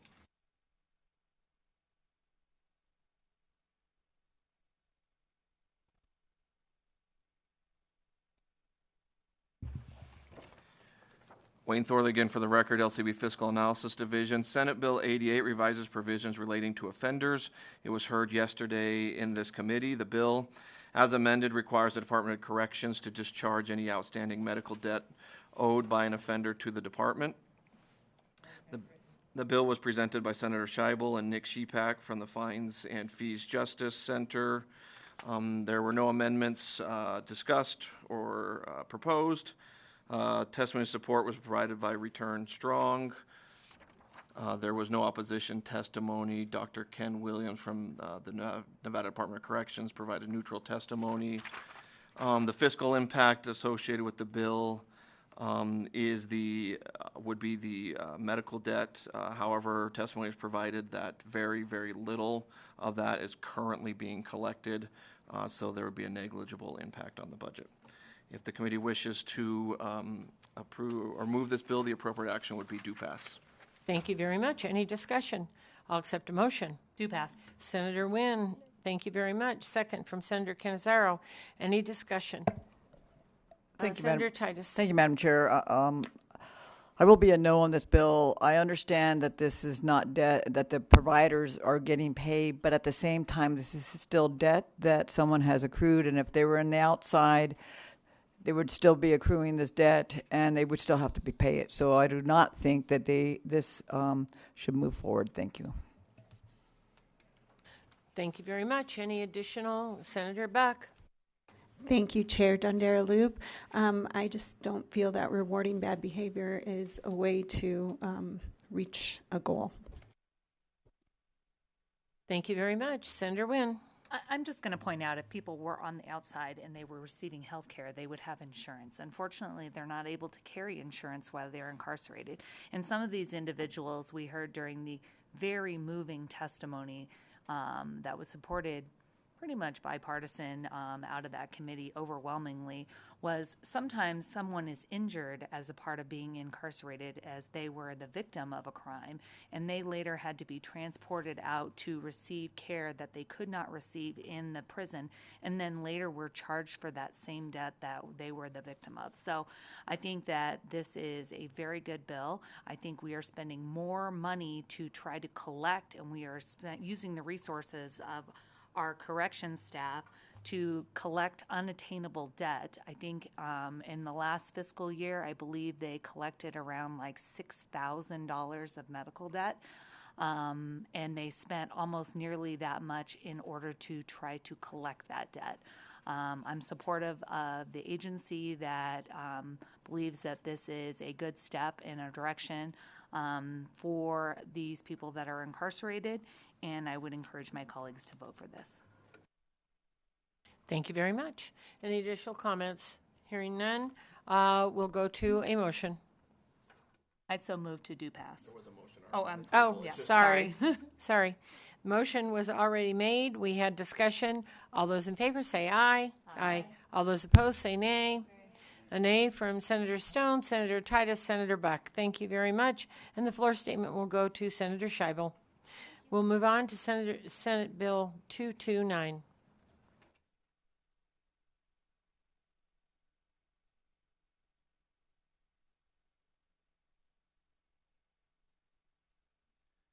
Thank you, Madam Chair. Wayne Thorley for the record, LCB Fiscal Analysis Division. Senate Bill 229 was heard on May 15th. In this committee, it revises provisions relating to education. The bill changes certain requirements for a student to qualify for a state seal of financial literacy, including lowering the GPA threshold and updating how students may demonstrate proficiency in financial literacy. The bill also changes the requirement that the Board of Trustees of each school district and the governing body of each charter school ensure financial literacy instruction is provided to students in K through 12 rather than grades 3 through 12. And the bill says that related teacher professional development is provided and resources offered through certain partnerships. And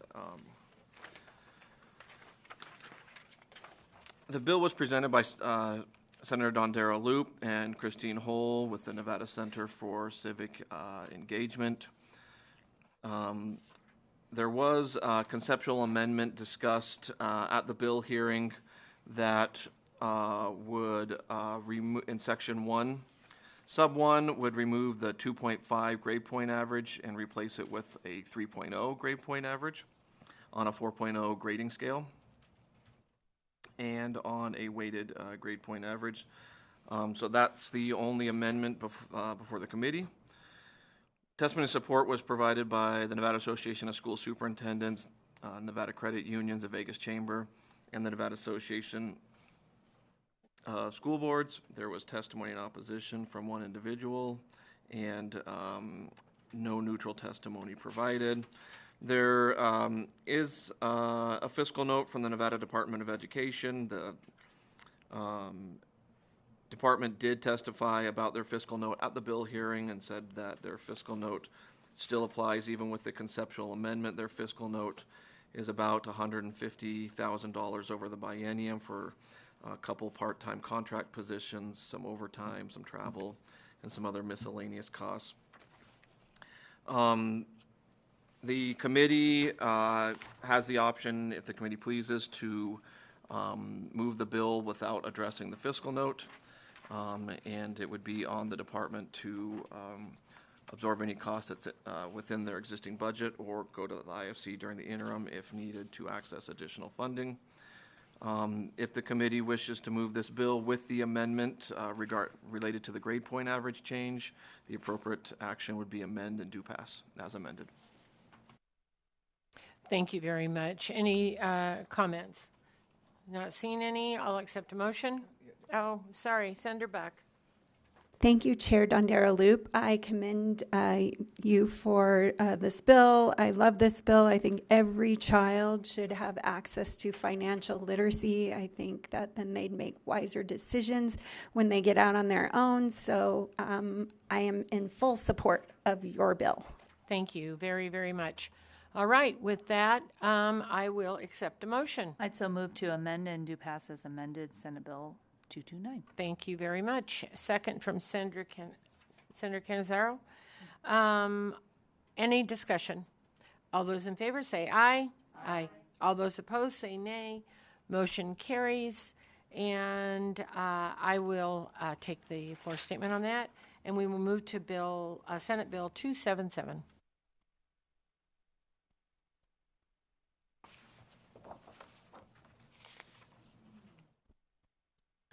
Thank you, Madam Chair. Wayne Thorley again for the record, LCB Fiscal Analysis Division. Senate Bill 277 revises provisions relating to education and was heard in this committee on May 14th.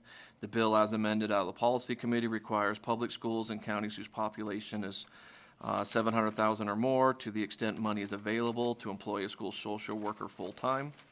The bill also prohibits a public school, to the degree practicable, from entering into a contract with an independent contractor to provide services a school social worker is authorized to perform. Lastly, the bill requires the Commission on Professional Standards in Education to adopt regulations authorizing a person employed by a public school in a position relating to school counseling, school psychology, or school social work, and who is enrolled in a program to obtain related licensure or endorsement to complete any required internship or practicum for the purpose of obtaining such licensure or endorsement while remaining employed.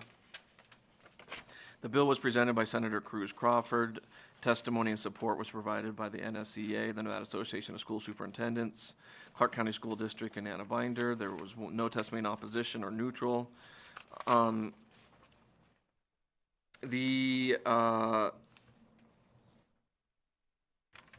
amendment that came out of the Policy Committee added the population cap, the 700,000, so that only would make the bill only apply to Clark County School District. The language is permissive. Clark County School District testified no fiscal impact after the adopted amendment in the Policy Committee. Subsequent to the bill hearing, a proposed amendment was provided by Senator Cruz Crawford. That is available on Nellis. It would add a new section related to school district or charter school immunity from civil liability. And if the committee wishes to move this bill, the appropriate, and to approve the amendment, the appropriate action would be amend and do pass as amended. Thank you very much. Any questions on Senate Bill 277? Not hearing any, I'll go to a motion. I'd so move to amend and do pass as amended. Thank you very much, Senator Wynn. Second from Senator Canizaro. Any discussion on the motion? Not hearing any. All those in favor say aye. Aye. All those opposed say nay. Thank you very much from Senator Titus. And motion passes, and we will move on to Senate Bill 400. And that floor statement will go to Senator Cruz Crawford.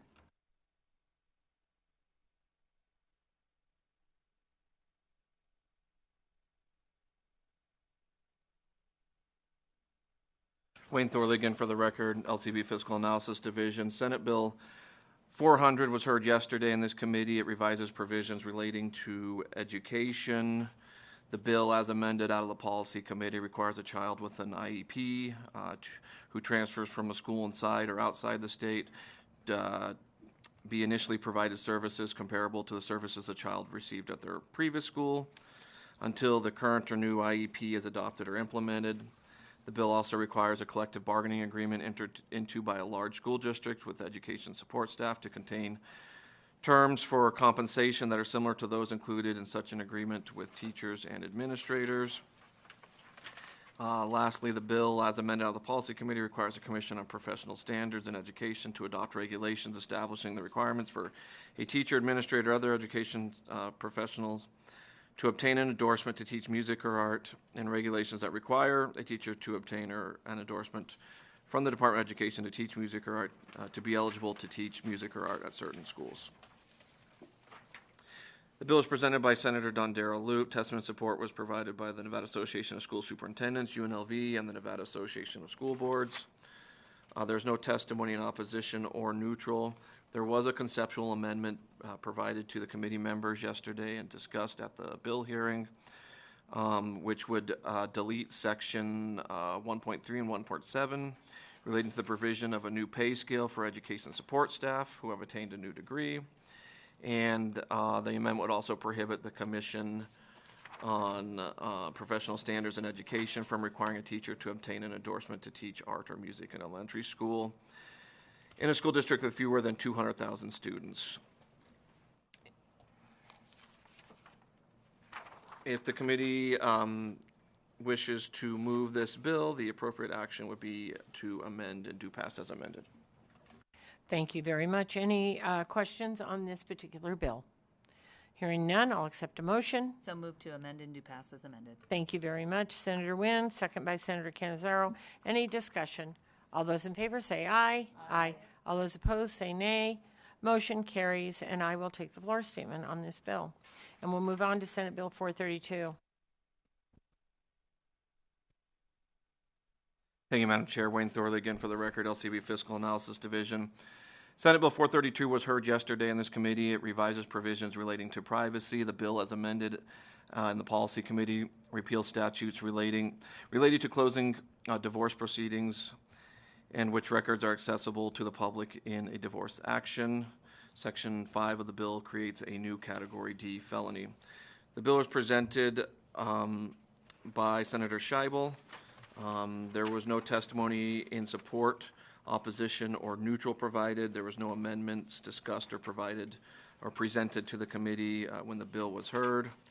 Regarding the fiscal notes, there is fiscal notes submitted from parole and probation indicating an undetermined amount, and the Department of Corrections indicating a few $100,000 per year based on 7 additional offenders being incarcerated.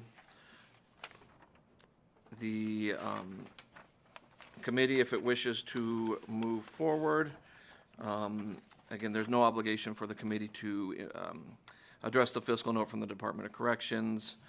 It is unknown how many individuals might be convicted under this new Category D felony.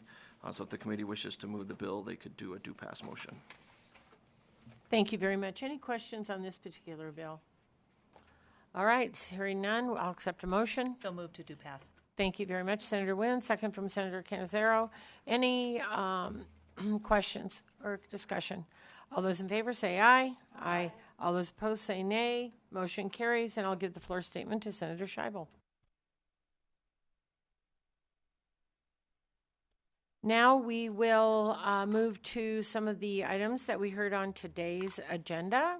And we will start with Senate Bill 478. And Mr. Thorley, you're up.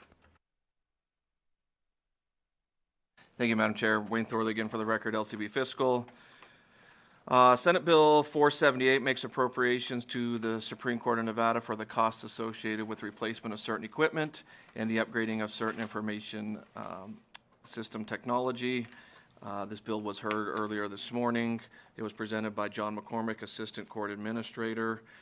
There was no testimony to support, opposition, or neutral. There were no proposed amendments, so the dollar amount being considered is as stated in the bill before the committee members. If the committee wishes to move this bill, the appropriate action would be do pass. Thank you very much. And with that, any discussion? If not, I'll accept a motion. Motion to do pass. Thank you very much, Senator Wynn. Second from Senator Canizaro. Any discussion? All those in favor say aye. Aye. All those opposed say nay. Motion carries, and I'll give the floor statement to Senator Wynn.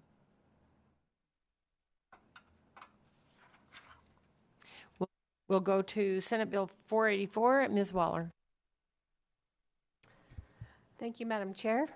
Julie Waller for the record. Senate Bill 484 makes an appropriation to the Supreme Court of Nevada for the cost of upgrading the appellate court case management system. The bill was heard this morning. The bill makes a one-time general fund appropriation of $2,162,178 in fiscal year 26. And again, this is used to upgrade the appellate case management system. The bill becomes effective on July 1st, 2025. The testimony was provided by John McCormick, the Assistant Court Administrator, and he indicated this would continue the general fund appropriation that was provided last session to upgrade the system. And Paul Embley, the Chief Technology Officer, testified these funds would complete the project. There was no testimony in support, opposition, or neutral on the bill. And if the committee wishes to move the bill, the appropriate action would be a do pass. Thank you very much. Any questions? With that, I'll accept a motion. Motion to do pass. Thank you very much, Senator Wynn. A second from Senator Canizaro. Any discussion on this particular bill? Hearing none. All those in favor say aye. Aye. All those opposed say nay. Motion carries, and I will give the floor statement to Senator Wynn again.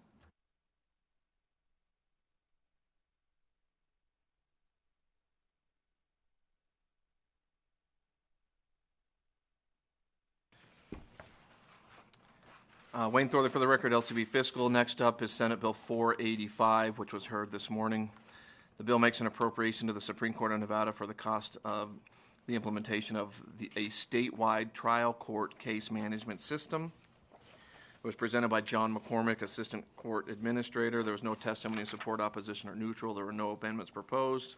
Accordingly, the dollar amounts in the bill before the committee members are what will be considered. If the committee wishes to move this bill, the appropriate action would be do pass. Thank you very much. Any questions? Hearing none, I'll accept a motion. Motion to do pass. Thank you very much, Senator Wynn. Second by Senator Canizaro. Any discussion? All those in favor say aye. Aye. All those opposed say nay. Thank you very much, Senator Wynn. You will have the floor statement, and we'll go to Senate Bill 470. Ms. Waller. Thank you, Madam Chair. Julie Waller for the record. Senate Bill 470 makes an appropriation to the account for charter schools. The bill was heard earlier this morning. The bill would provide a general fund appropriation of $400,000 in fiscal year 2026 to the Public Charter School Loan Program. The act becomes effective July 1st, 2025. Melissa McAdon, the director of the State Public Charter School Authority, presented the bill, and there was no testimony, support, opposition, or neutral of the bill, and there were no amendments. If the committee wishes to take action on this bill, the appropriate action would be a do pass. Thank you very much. Any questions? Okay, hearing none, I'll accept a motion. Motion to do pass. Thank you very much. Senator Wynn, second from Senator Canizaro. Any discussion on the motion? Senator Titus? Okay, just a reminder, this is not for teachers. This is for kids in schools. So with that, all those in favor say aye. Aye. All those opposed say nay. Motion carries. Thank you very much. And we'll move on to, floor statement. I'll take the floor statement on that. And we'll move on to 492.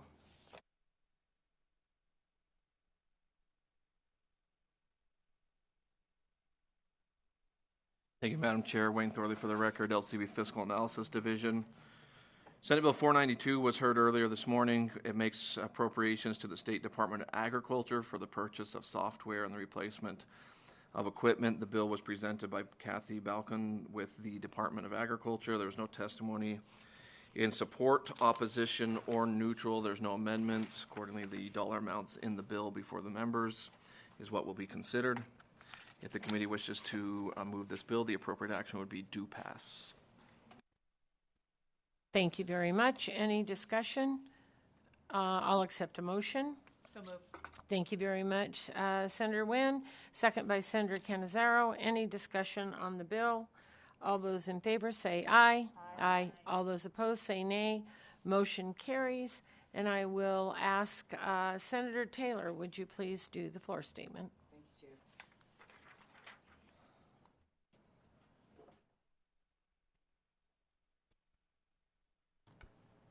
And we will move on to Senate Bill 474.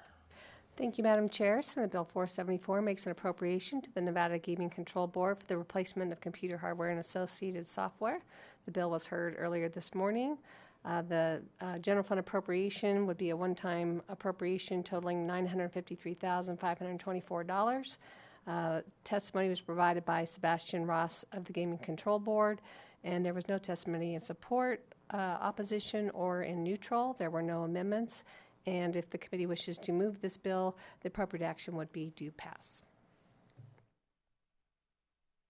Thank you very much. And hearing no questions, I'll go to the motion. So move to do pass. Thank you very much. Senator Wynn, Senator Canizaro, second. Any discussion? All those in favor say aye. Aye. All those opposed say nay. Motion carries, and I will give the floor statement to Senator Scheibel.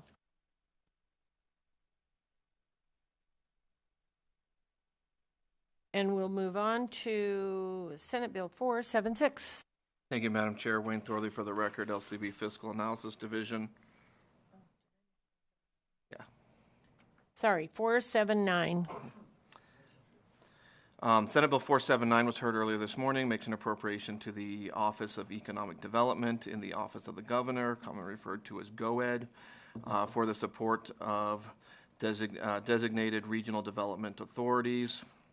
The bill was presented by Tom Burns, the Executive Director of GOED. Testimony and support was provided by the Las Vegas Chamber and the Las Vegas Global Economic Alliance. There's no testimony in opposition or neutral. No amendments were presented or discussed. Accordingly, the dollar amount in the bill is what will be considered. If the committee wishes to move the bill, the appropriate action would be do pass. Thank you very much. Any discussion? With that, I'll accept a motion. Motion do pass. Thank you very much, Senator Wynn. Second by Senator Canizaro. Any discussion on Senate Bill 479? Not hearing any. All those in favor say aye. Aye. All those opposed say nay. Motion carries. I'll take the floor statement. And now we will go back to Senate Bill 476. Thank you, Madam Chair. Julie Waller for the record. Senate Bill 476 makes appropriations to the Peace Officers Standards and Training Commission for the replacement and updating of certain technology. The bill was heard this morning in Senate Finance, and the bill, Senate Bill 476, makes general fund appropriations totaling $179,793 for this replacement equipment. Testimony, Mike Sherlock, Executive Director of the Nevada Commission of Post, presented the bill. There were no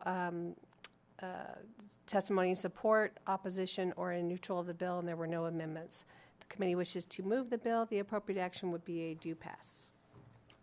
Thank you very much. Is there any discussion? If not, I'll accept a motion. Motion do pass. Thank you very much, Senator Wynn. Second by Senator Canizaro. Any discussion?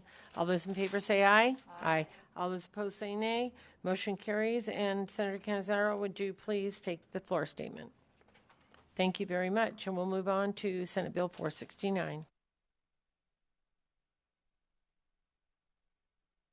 Thank you, Madam Chair. Wayne Thorley for the record, LCB Fiscal Analysis Division.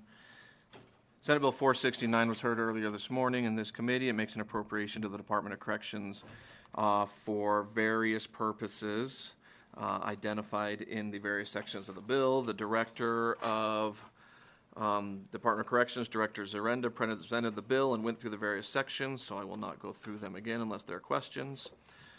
There is no testimony, support, opposition, or neutral, no amendments. If the committee wishes to move the bill, the appropriate action would be do pass. Thank you very much. Any questions? Hearing none, I'll go to a motion. Motion do pass. Thank you very much. And second from Senator Canizaro. Any discussion? All those in favor say aye. Aye. All those opposed say nay. Motion carries, and I will give this to Senator Scheibel. And we'll move on to Senate Bill 489. Thank you, Madam Chair. Julie Waller for the record. Senate Bill 489 makes appropriations to the Department of Corrections for the purchase and replacement of certain equipment and furniture, particularly for the Northern Nevada Transitional Housing and Casa Grande Traditional Housing budget accounts to replace furniture and equipment. Director Zarenda of the Department of Corrections presented the bill. There was no testimony in support, opposition, or neutral, and there were no amendments to the bill. The committee wishes to take action on this bill. The appropriate action would be to do pass. Thank you very much. Any questions? Hearing none, I'll accept a motion. Motion to do pass. Thank you very much, Senator Wynn. Second from Senator Canizaro. Any discussion on the motion? All those in favor say aye. Aye. All those opposed say nay. Motion carries, and I will give the floor statement to Senator Wynn.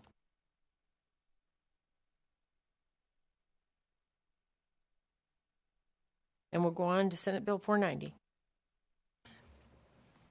Thank you, Madam Chair. Wayne Thorley for the record, LCB Fiscal. Senate Bill 490 was heard this morning. It makes an appropriation to the Department of Corrections for the purchase and replacement of equipment at certain prisons, including the Ely State Prison, Lovelock Correctional Center, and the Florence McClure Women's Correctional Center.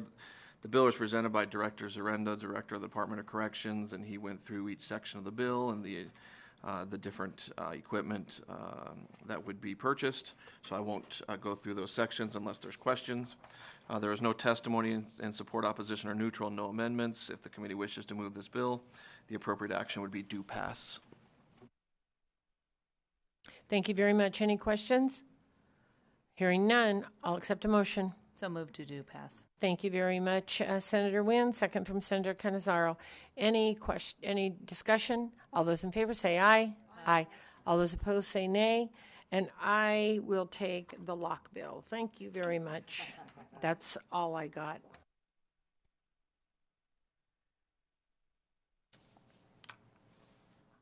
Okay, we will move on to Senate Bill 493. Oh, Senate Bill 491. Thank you, Madam Chair. Julie Waller for the record. Senate Bill 491 makes appropriations to the Training Division of the Department of Public Safety for the replacement of equipment, computer hardware, and associated software, beds, and mattresses, and for maintenance projects and services. The bill was heard this morning in Senate Finance, and the bill makes appropriations of $127,962 from the general fund and $133,182 from the highway fund to the Department of Public Safety Training Division over the 25-27 biennium.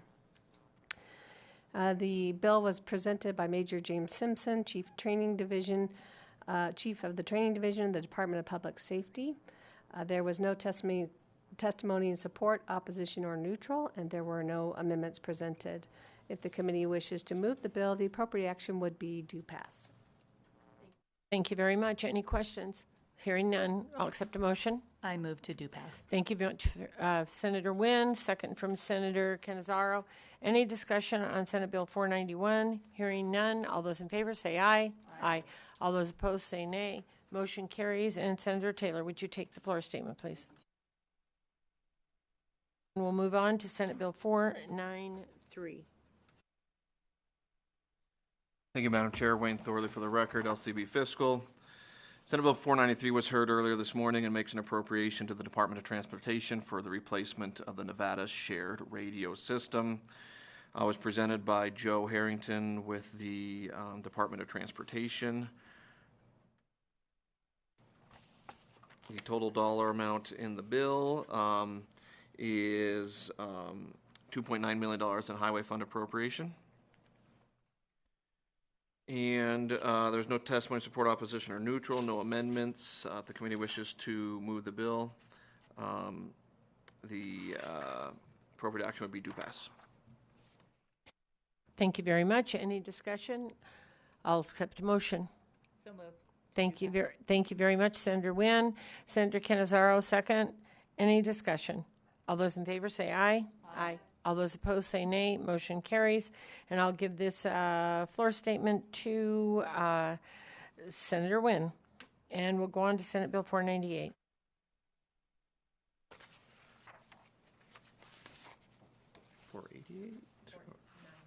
$498. Oh, sorry, 488. Thank you, Madam Chair. Julie Waller for the record. Senate Bill 488 makes appropriations to the Office of the Secretary of State for the replacement of certain equipment and costs related to elections. This bill was heard this morning in Senate Finance. Secretary of State Cisco Aguilar presented the bill. There was no testimony in support, opposition, or neutral, and there were no amendments to the bill. If the committee wishes to move the bill, the appropriate action would be to pass.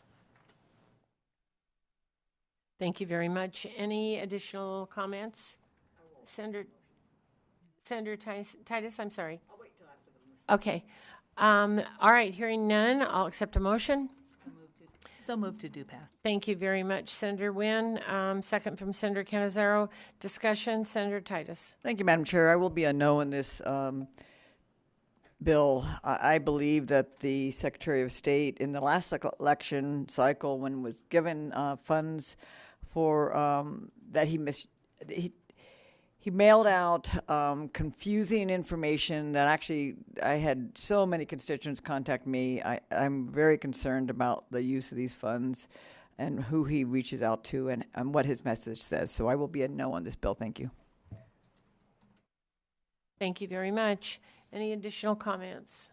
All those in favor say aye. Aye. All those opposed say nay. Nay from Senator Stone, Senator Titus, Senator Buck.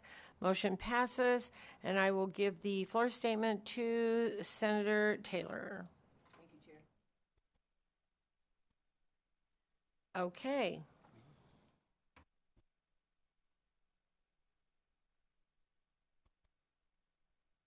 All right, we are done with this part of our work session. We are going to recess. We do have an IFC meeting at 3 o'clock this afternoon, but we may very well be coming back and doing some more work as finance, Senate Finance as well. So with that, I will recess.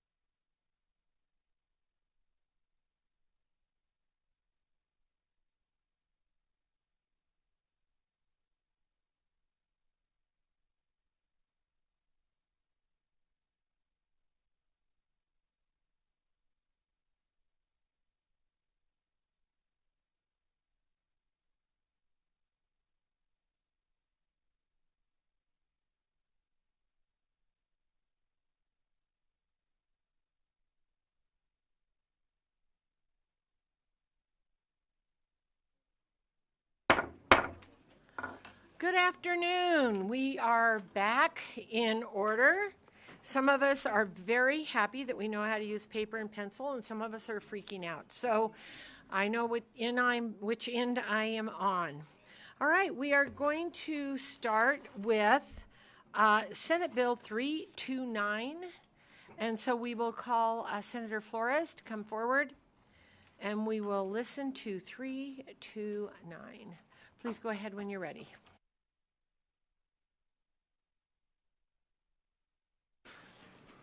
Good afternoon, Madam Chair, Vice Chair, and esteemed colleagues of the Senate Finance Committee. I am Senator Edgar Flores, here to proudly present Senate Bill 329. In the interest of time, we will be very short and to the point. I am joined by Mr. Benjamin Chalonor, who was very instrumental in helping remove the fiscal note, as there was 2 fiscal notes that you all have now had an opportunity to review, both from the Department of Corrections and LCB. However, with our amendment, we believe that we completely removed them, and they are no longer captured by the bill. And if I could have Mr. Chalonor walk us through it, please. Thank you, Senator.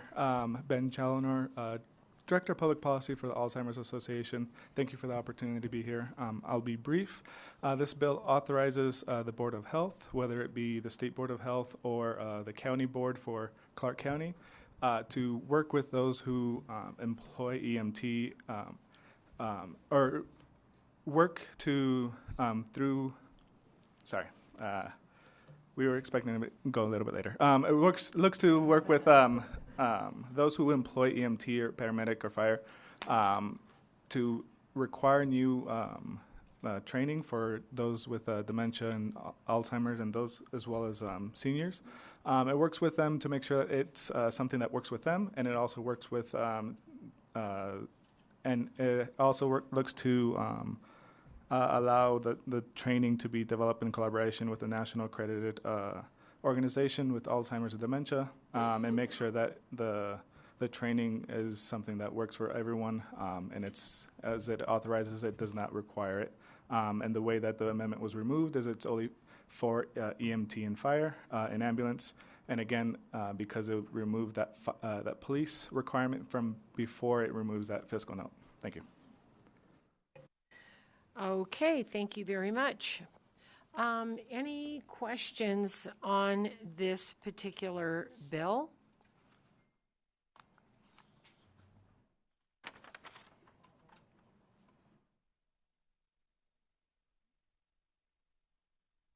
Senator Cannizzaro. Thank you, Madam Chair. I just want to ask just about the fiscal note. Senator, you said that fiscal note was removed with an amendment?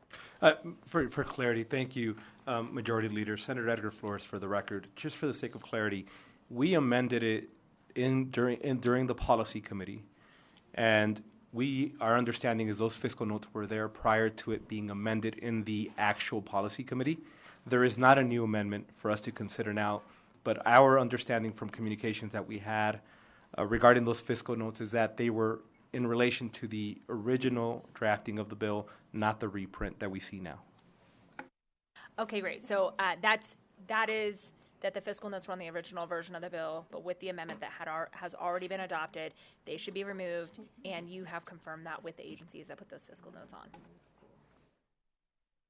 on. Ben Chalon, for the record, I haven't confirmed, but because it was towards training police, this no longer deals with police. Great. Thank you. Thank you, Madam Chair. Thank you very much. That was part of my concern. Thank you very much. All right. Any other questions on Senate Bill 329? All right. Not seeing any. You can step back, and we will go to those in support here in Carson City. And seeing none, come forward, please.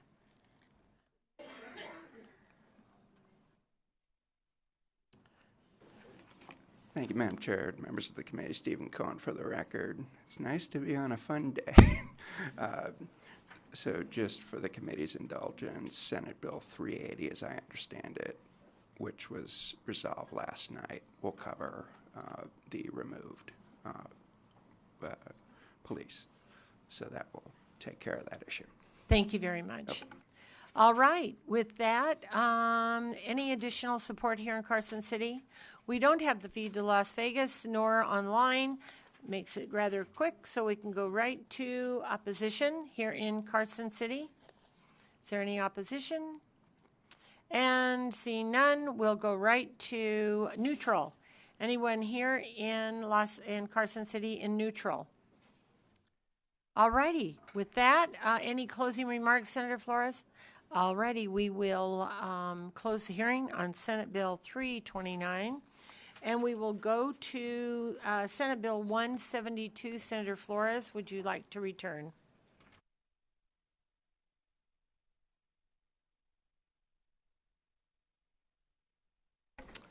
Good afternoon once again, Madam Chair, Vice Chair, and esteemed colleagues. I am again Senator Edgar Flores, proudly representing Senate District 2, and we're here to quickly present Senate Bill 172. I'm joined by Mr. Tony Ramirez from Make the Road, Nevada. As you all know, there was, and I wanted to make sure if you don't have it, I would like to approach and provide a copy of the amendment. But there was a fiscal note that was originally attached to our bill, and it was specifically because of Section 21. And we are now removing Section 21 in its entirety of creation of that board. And it is our understanding that with that, we are now removing the fiscal note. If you do not have that, we very quickly, I handwritten and printed it out, and I can walk it over to you now.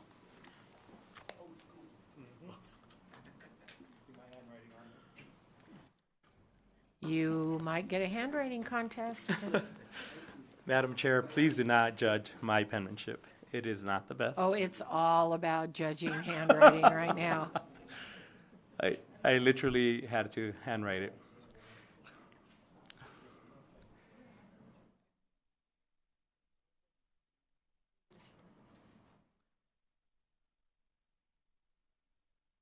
This could work out really well for me. I could have everybody write their name, and if I can read your cursive signature, we could have a bill pass.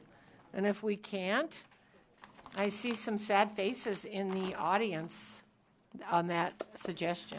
Madam Chair, I think some of the younger folk in the building are terrified at that request. Yes, I've been chuckling about that all afternoon. All righty, this is your amendment that we just received, delete Section 21 in its entirety. Is that what it is? That is correct, Madam Chair. And very quickly, Senator Edgar Flores, for the record, what that is Section 21 created the Advisory Committee on Agricultural Work, and it is hereby created in the Office of Labor Commissioner. The Advisory Committee, and then it went into how the setup of that commission would work. Committee, excuse me. And what we are doing is completely removing that requirement. And my understanding is that we would be removing the fiscal with that. All right, any questions on this? All right, I don't see any. So any additional comments? Last comment, Madam Chair. I just once again confirm with Mr. Ramirez, Senator Edgar Flores, for the record, that we also have an email confirmation from them indicating that the fiscal would be removed. We have written confirmation. Okay, thank you very much. Thank you. All right, if you'll step back. We will go to those in support here in Carson City. Once again, no feed to Las Vegas, so we'll go straight to those in opposition in Carson City, those in neutral in Carson City. All right, seeing none. Any closing comments, Senator Flores? All righty, thank you very much. We'll close the hearing on Senate Bill 172, and we'll go to Senate Bill 182. We'll have Senator Wynn get herself settled.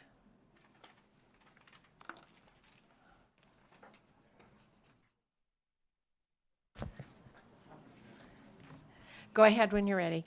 Thank you, Rochelle Wynn, Senate District 3. I will not belabor what was a couple-hour policy hearing in Health and Human Services, or actually Commerce and Labor. I'm trying to figure out where it was. The policy, but with the amendments, we did remove state hospitals and institutions from this. So there previously was a multi-million-dollar fiscal note, and with that amendment, it would be removed. The only fiscal note remaining would be the Labor Commissioner, which is a part of the piece of legislation that does the enforcement and oversight. And I'm ready to answer any questions that you might have. Oh, and just a brief overview, this is a nurse staffing ratio bill for hospitals. So just as a clarification, is there still a fiscal note on this? There is a fiscal note, and so it would be for the labor commissioner requirements that are in there. I would be able to pull it up, except for we don't have access to pull up those fiscal notes. Yes. You know how much I'm relishing in this. I know you are. I know you are. I mean, I did enjoy handwriting the agenda and posting it on the door, so I understand. All right. Any questions on this particular bill item? All righty. Then you may step back, and we will go to those in support of Senate Bill 182 here in Carson City. Please go ahead. Good afternoon, Madam Chair, committee members. Todd Inglesby representing SEIU and the 20,000 members that we represent. We support this bill wholeheartedly. We think our nurses need to be protected, and this bill does just that. Thank you. And anyone else here in Carson City? And we'll go to opposition here in Carson City. Please come forward. And go ahead when you're ready. Good afternoon. My name is Patrick Kelly with the Nevada Hospital Association. I'm here to address the fiscal consequences of mandatory nurse staffing ratios on state and local governments. State and local governments often fund and operate public hospitals, including UMC, the state's mental health hospitals, and many small critical access hospitals. While the bill exempts state hospitals and critical access hospitals, they are not insulated from the effects of the bill. During COVID, many nurses left for higher-paying urban hospitals, leaving smaller public facilities understaffed. We can expect similar challenges under these mandates. To withstand the impacts of staffing ratios, public hospitals may require significant increases in state and local funding just to stay operational. This could force governments to divert resources from other essential services like education, public safety, or infrastructure. Regional and population-based imbalances are likely to occur, as hospitals in high Medicaid areas may struggle to meet requirements. Without support, they could cut services or close units, worsening disparities and raising future health care costs.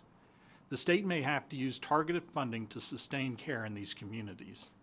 On the state level, regulatory oversight will increase with more spending needed for inspections, compliance reporting, and enforcement. EMS departments in Clark and Washoe counties will also be affected as patient surges and nurse shortages delay emergency department admissions and keep ambulance crews waiting.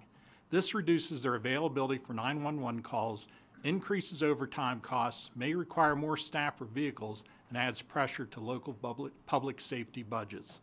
In short, staffing mandates cause serious fiscal consequences to state and local governments that cannot be overlooked. Thank you. Good evening, Chris Bosse, BOSSE for the record. I'm here on behalf of Renown Health. We are in strong opposition to SB 182. This bill, as written, would add over $100 million in additional costs without caring for one additional patient. Given we now receive over 50 calls a month to take patients from California, from hospitals that have reached their staffing ratio limits, I worry where Nevada patients will have to go for care, especially in the winter, if this bill were to pass. Thank you. Thank you, Madam Chair and members of the committee. Allison Herzik, Director of Nevada Government Relations for Dignity Health St. Rose Dominican, here in opposition to Senate Bill 182. I also just want to make a note that we did oppose in the policy committee as well. This would cost our market $28 million annually, which is especially significant during a time when federal Medicaid reimbursements and supplemental payments are on the line as well. Thank you for your time, and we urge you to oppose this bill. Thank you, Madam Chair. Dan Musgrove on behalf of the Valley Health System of Hospitals. And I would like to echo the comments of my previous colleagues, but also talk about an unintended fiscal cost to the state of Nevada. This legislature is about to create potentially the Nevada Health Authority that's looking at combining Medicaid along with the Silver State Exchange, the PEB, looking at the ability to go for better benefits for those employees and those folks that receive those insurance. And I'm saying that this will impact that, in that cost of healthcare is going to go up and someone is going to have to pay. And it will be the state of Nevada that pays for their own employees to deal with the impact of nurse staffing ratios. We ask that you oppose. Thank you. Good afternoon, Madam Chair. My name is Damon Schilling, SCHILLING, Director of Government Relations for Intermountain Health. We do want to echo the sentiments given by the Hospital Association as well as our other healthcare partners. We also want to point out the fact that there are other programs that would probably be more ideal than this, that have less of a financial impact. And those states that have implemented them have not seen any changes in their staffing. They've actually seen a decrease, and they've also seen a significant impacts, such as $3 billion in one state to the healthcare system overall. Thank you. Chair Dondero Loop, members of the committee, Connor Kane on behalf of HCA Healthcare, which includes our state's largest safety net hospital, Sunrise Hospital. I'll just ditto the remarks of my colleagues. We are also in strong opposition. Thank you.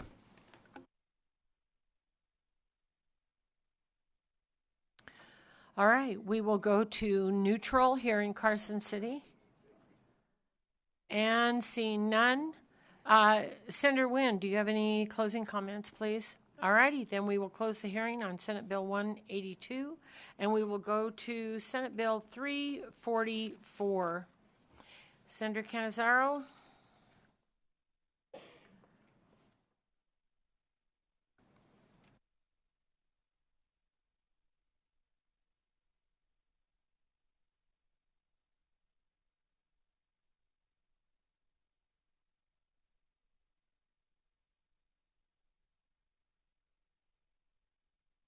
Thank you, Madam Chair and members of the committee. My name is Nicole Canizaro, and I proudly represent Senate District 6 in the northwest portion of the Las Vegas Valley and serve as your Senate Majority Leader.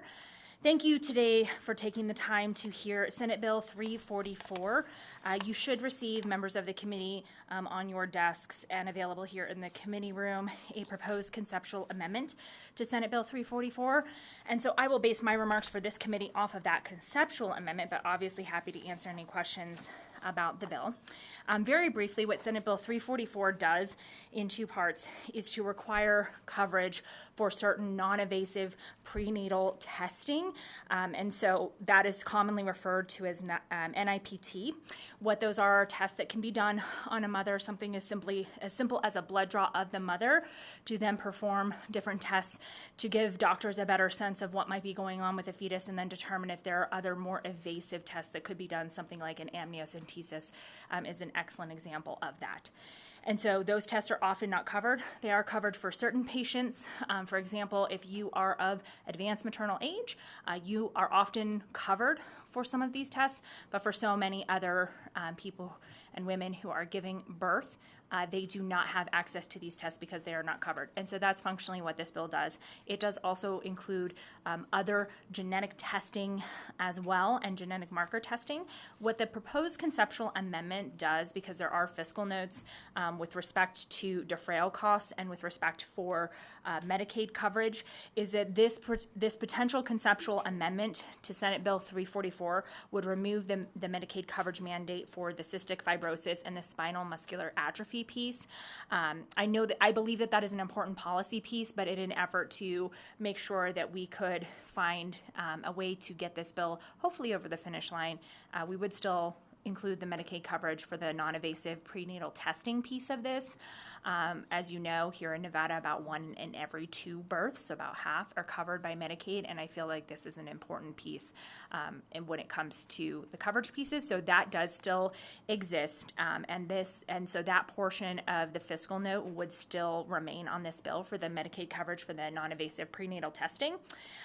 We would also then be able to decrease the defrayal costs by deleting several sections of the bill to remove those tests from being covered under other insurance options.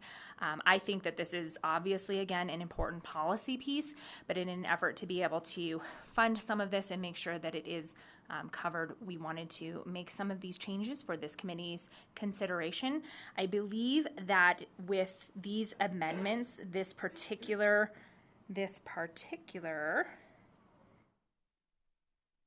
bill would cost just about $485,000 over the biennium total to allow for this coverage to exist. And with that, Madam Chair, I would be happy to take any questions that you or the committee may have. Thank you very much. Questions from the committee? Senator Titus.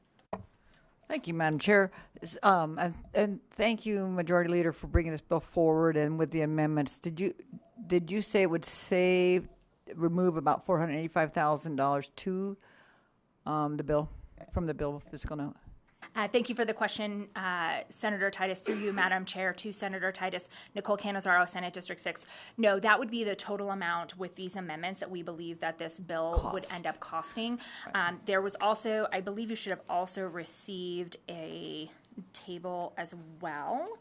And you may not have. If you have not, I will definitely share that with you. This table?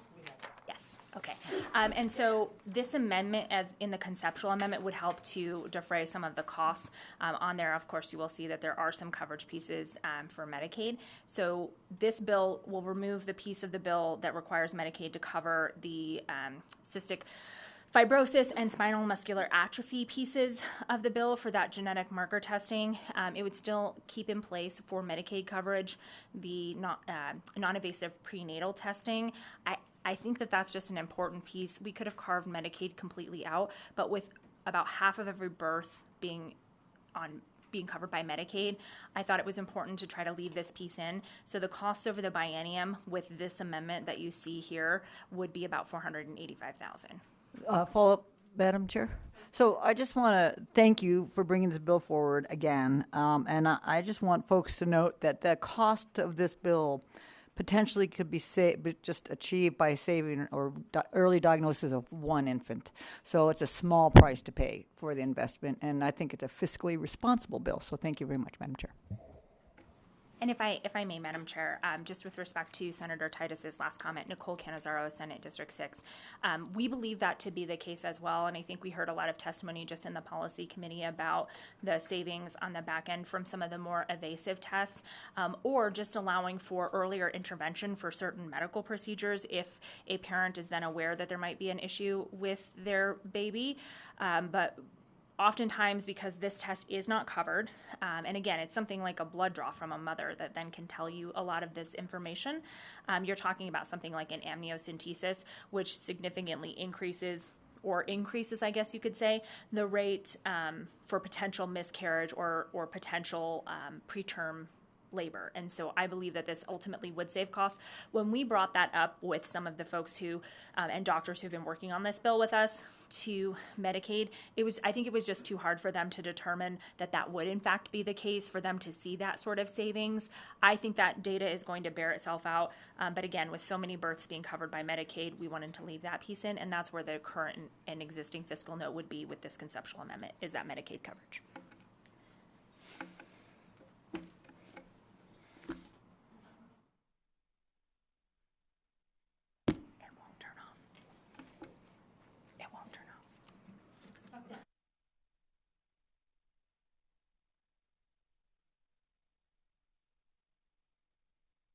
My teacher voice. There it is. It's back on. Oh, yeah, I'm back on. Good. There we go.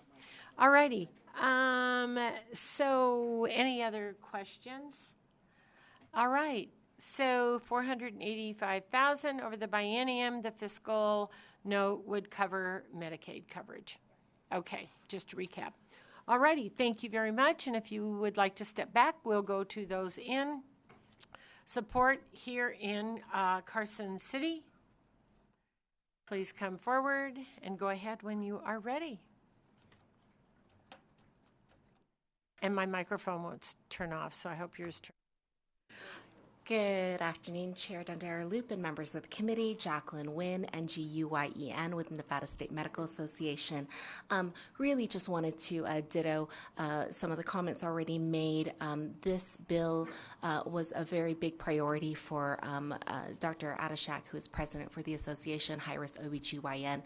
absolutely has looked at all the numbers, calculated that this would be a tremendous cost savings because of the effectiveness of the NIPT test and how many tests it would replace. But also, again, to Majority Leader Canizera's point that early detection, absolutely, this is a fraction of the cost of what will be saved down the road. So we are just, again, in full support. Thank you. Thank you very much. Any additional support? All right, we'll go to opposition here in Carson City. Opposition, and we'll go to neutral here in Carson City. Please come forward.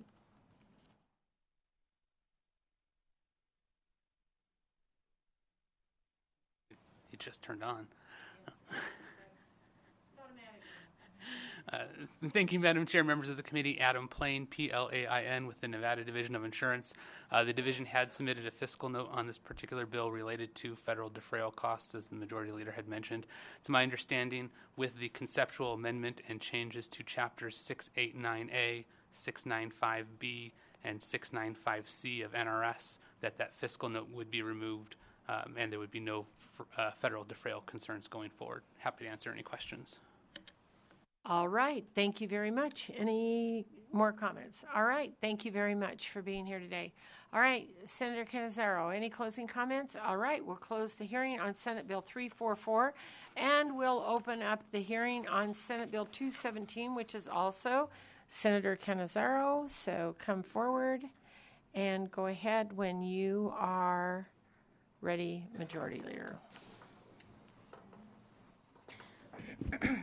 Thank you, Madam Chair and members of the committee. My name is Nicole Canizaro. I represent Senate District 6 in the northwest portion of the Las Vegas Valley and serve as your Senate Majority Leader here in the Nevada Senate. I am very pleased to be here today to talk about Senate Bill 217, which makes various changes regarding in vitro fertilization treatments and other assisted reproductive technology treatments. This bill, in the substance piece of it, basically requires for insurance carriers to cover certain portions of that assistive reproductive technology and also of in vitro fertilization. This bill also has components of it to provide protections, legal protections for providers who provide IVF and assistive reproductive or ART treatment is redundant, ART, and so this does require coverage pieces of the bill. You should have in front of you proposed conceptual amendment to Senate Bill 217 that has several pieces of it based on conversations that we have had with some of the different entities involved when we talk about whether or not something should be covered under insurance. First and foremost, we are intending to exempt association health plans from the infertility coverage mandate. We've had a lot of conversations with some of those groups. They're just very small and cannot seem to absorb the costs of this at this time. And so after many conversations with a lot of those groups, that is where this particular language comes from. It does not affect the fiscal note on this bill. However, the second piece of this to delay coverage mandate implementation for Medicaid and PAB to FY28, but preserve the ability for Medicaid to seek a waiver for these services prior to the implementation date would have an effect on the fiscal note and would effectively remove that fiscal note, we believe. In talking with our Medicaid folks at DHHS, I think that we've had a lot of conversations about the utilization rate for folks who are covered either under PAB or under Medicaid. There were fiscal notes for both Medicaid and PAB. I think that there are some questions about the amount of that fiscal note as it relates to PAB was several $million. I think that because they're actually covering fewer folks, that utilization rate would probably be lower. And then on the Medicaid side of that, obviously, we again have had a lot of conversations and want to thank Stacey Weeks for walking through portions of this bill and talking to us about different scenarios. This intended amendment would allow them to seek any sort of waiver for federal dollars to hopefully help with those costs, but we would delay the implementation date of this because I think that when we see this in practice, the utilization will actually be lower, which should help with the fiscal costs for both PAB and Medicaid.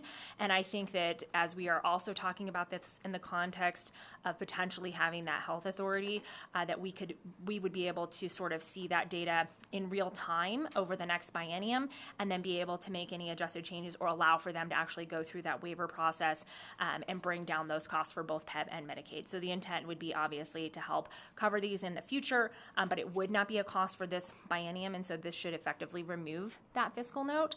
The final conceptual amendment does not relate to the fiscal note, relates more to the language and some of the things that we had heard in terms of feedback in presenting this bill in the policy committee and the conversations following that, to remove the references to member of the insured group so that the coverage mandate only applies to groups with 50 or more employees, to ensure consistency with other provisions of state and federal law, because I think that that just needed to be cleaned up. And so with that, Madam Chair, I would be happy to answer any questions that you or the committee members may have. Thank you very much. All right, with that, any questions on this particular bill?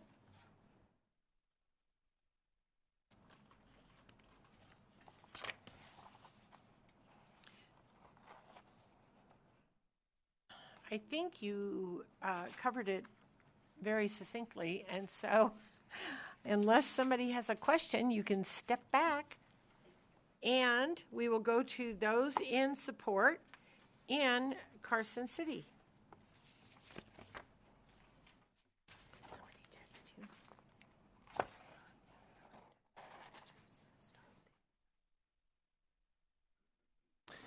Chair Dondero Loop, members of the committee, Connor Kane on behalf of Nevada Fertility Advocates, which is a nonprofit organization that supports the 1 in 5 Nevadans who struggle with infertility. We are in full support of Senate Bill 217. I think as many folks in this room probably know, 1 in 5 Nevadans is a really large number, and these can be folks who've gone through some type of treatment, maybe a cancer treatment, and are thus unable to have children. These can also be people who are born with a congenital condition that doesn't allow them to have kids.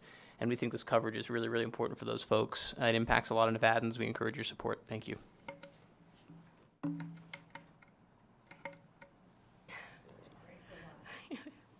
Good afternoon, Chair and members of the committee. Jacqueline Wynn, NGUYEN, again with Nevada State Medical Association. I know it's a long day, so I'll ditto that support, but our physicians do feel that this is incredibly important legislation that deserves investment. Thank you. Any additional support here in Carson City? Any opposition here in Carson City? And any neutral here in Carson City?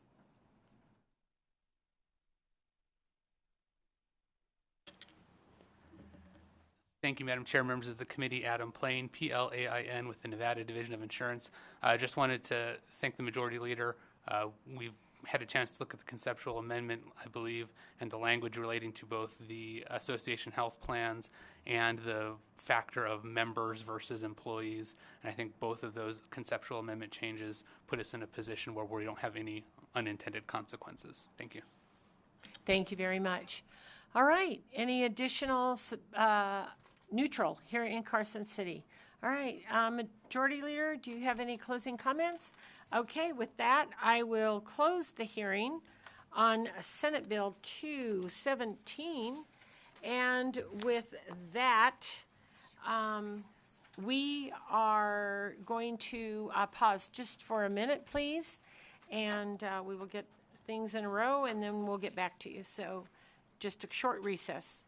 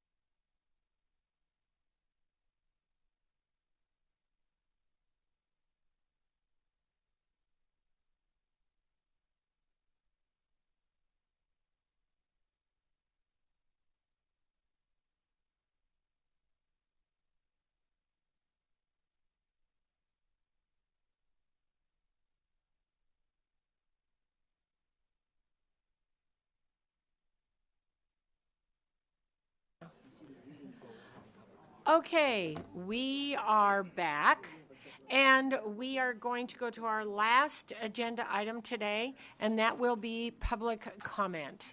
Is there any public comment in the room?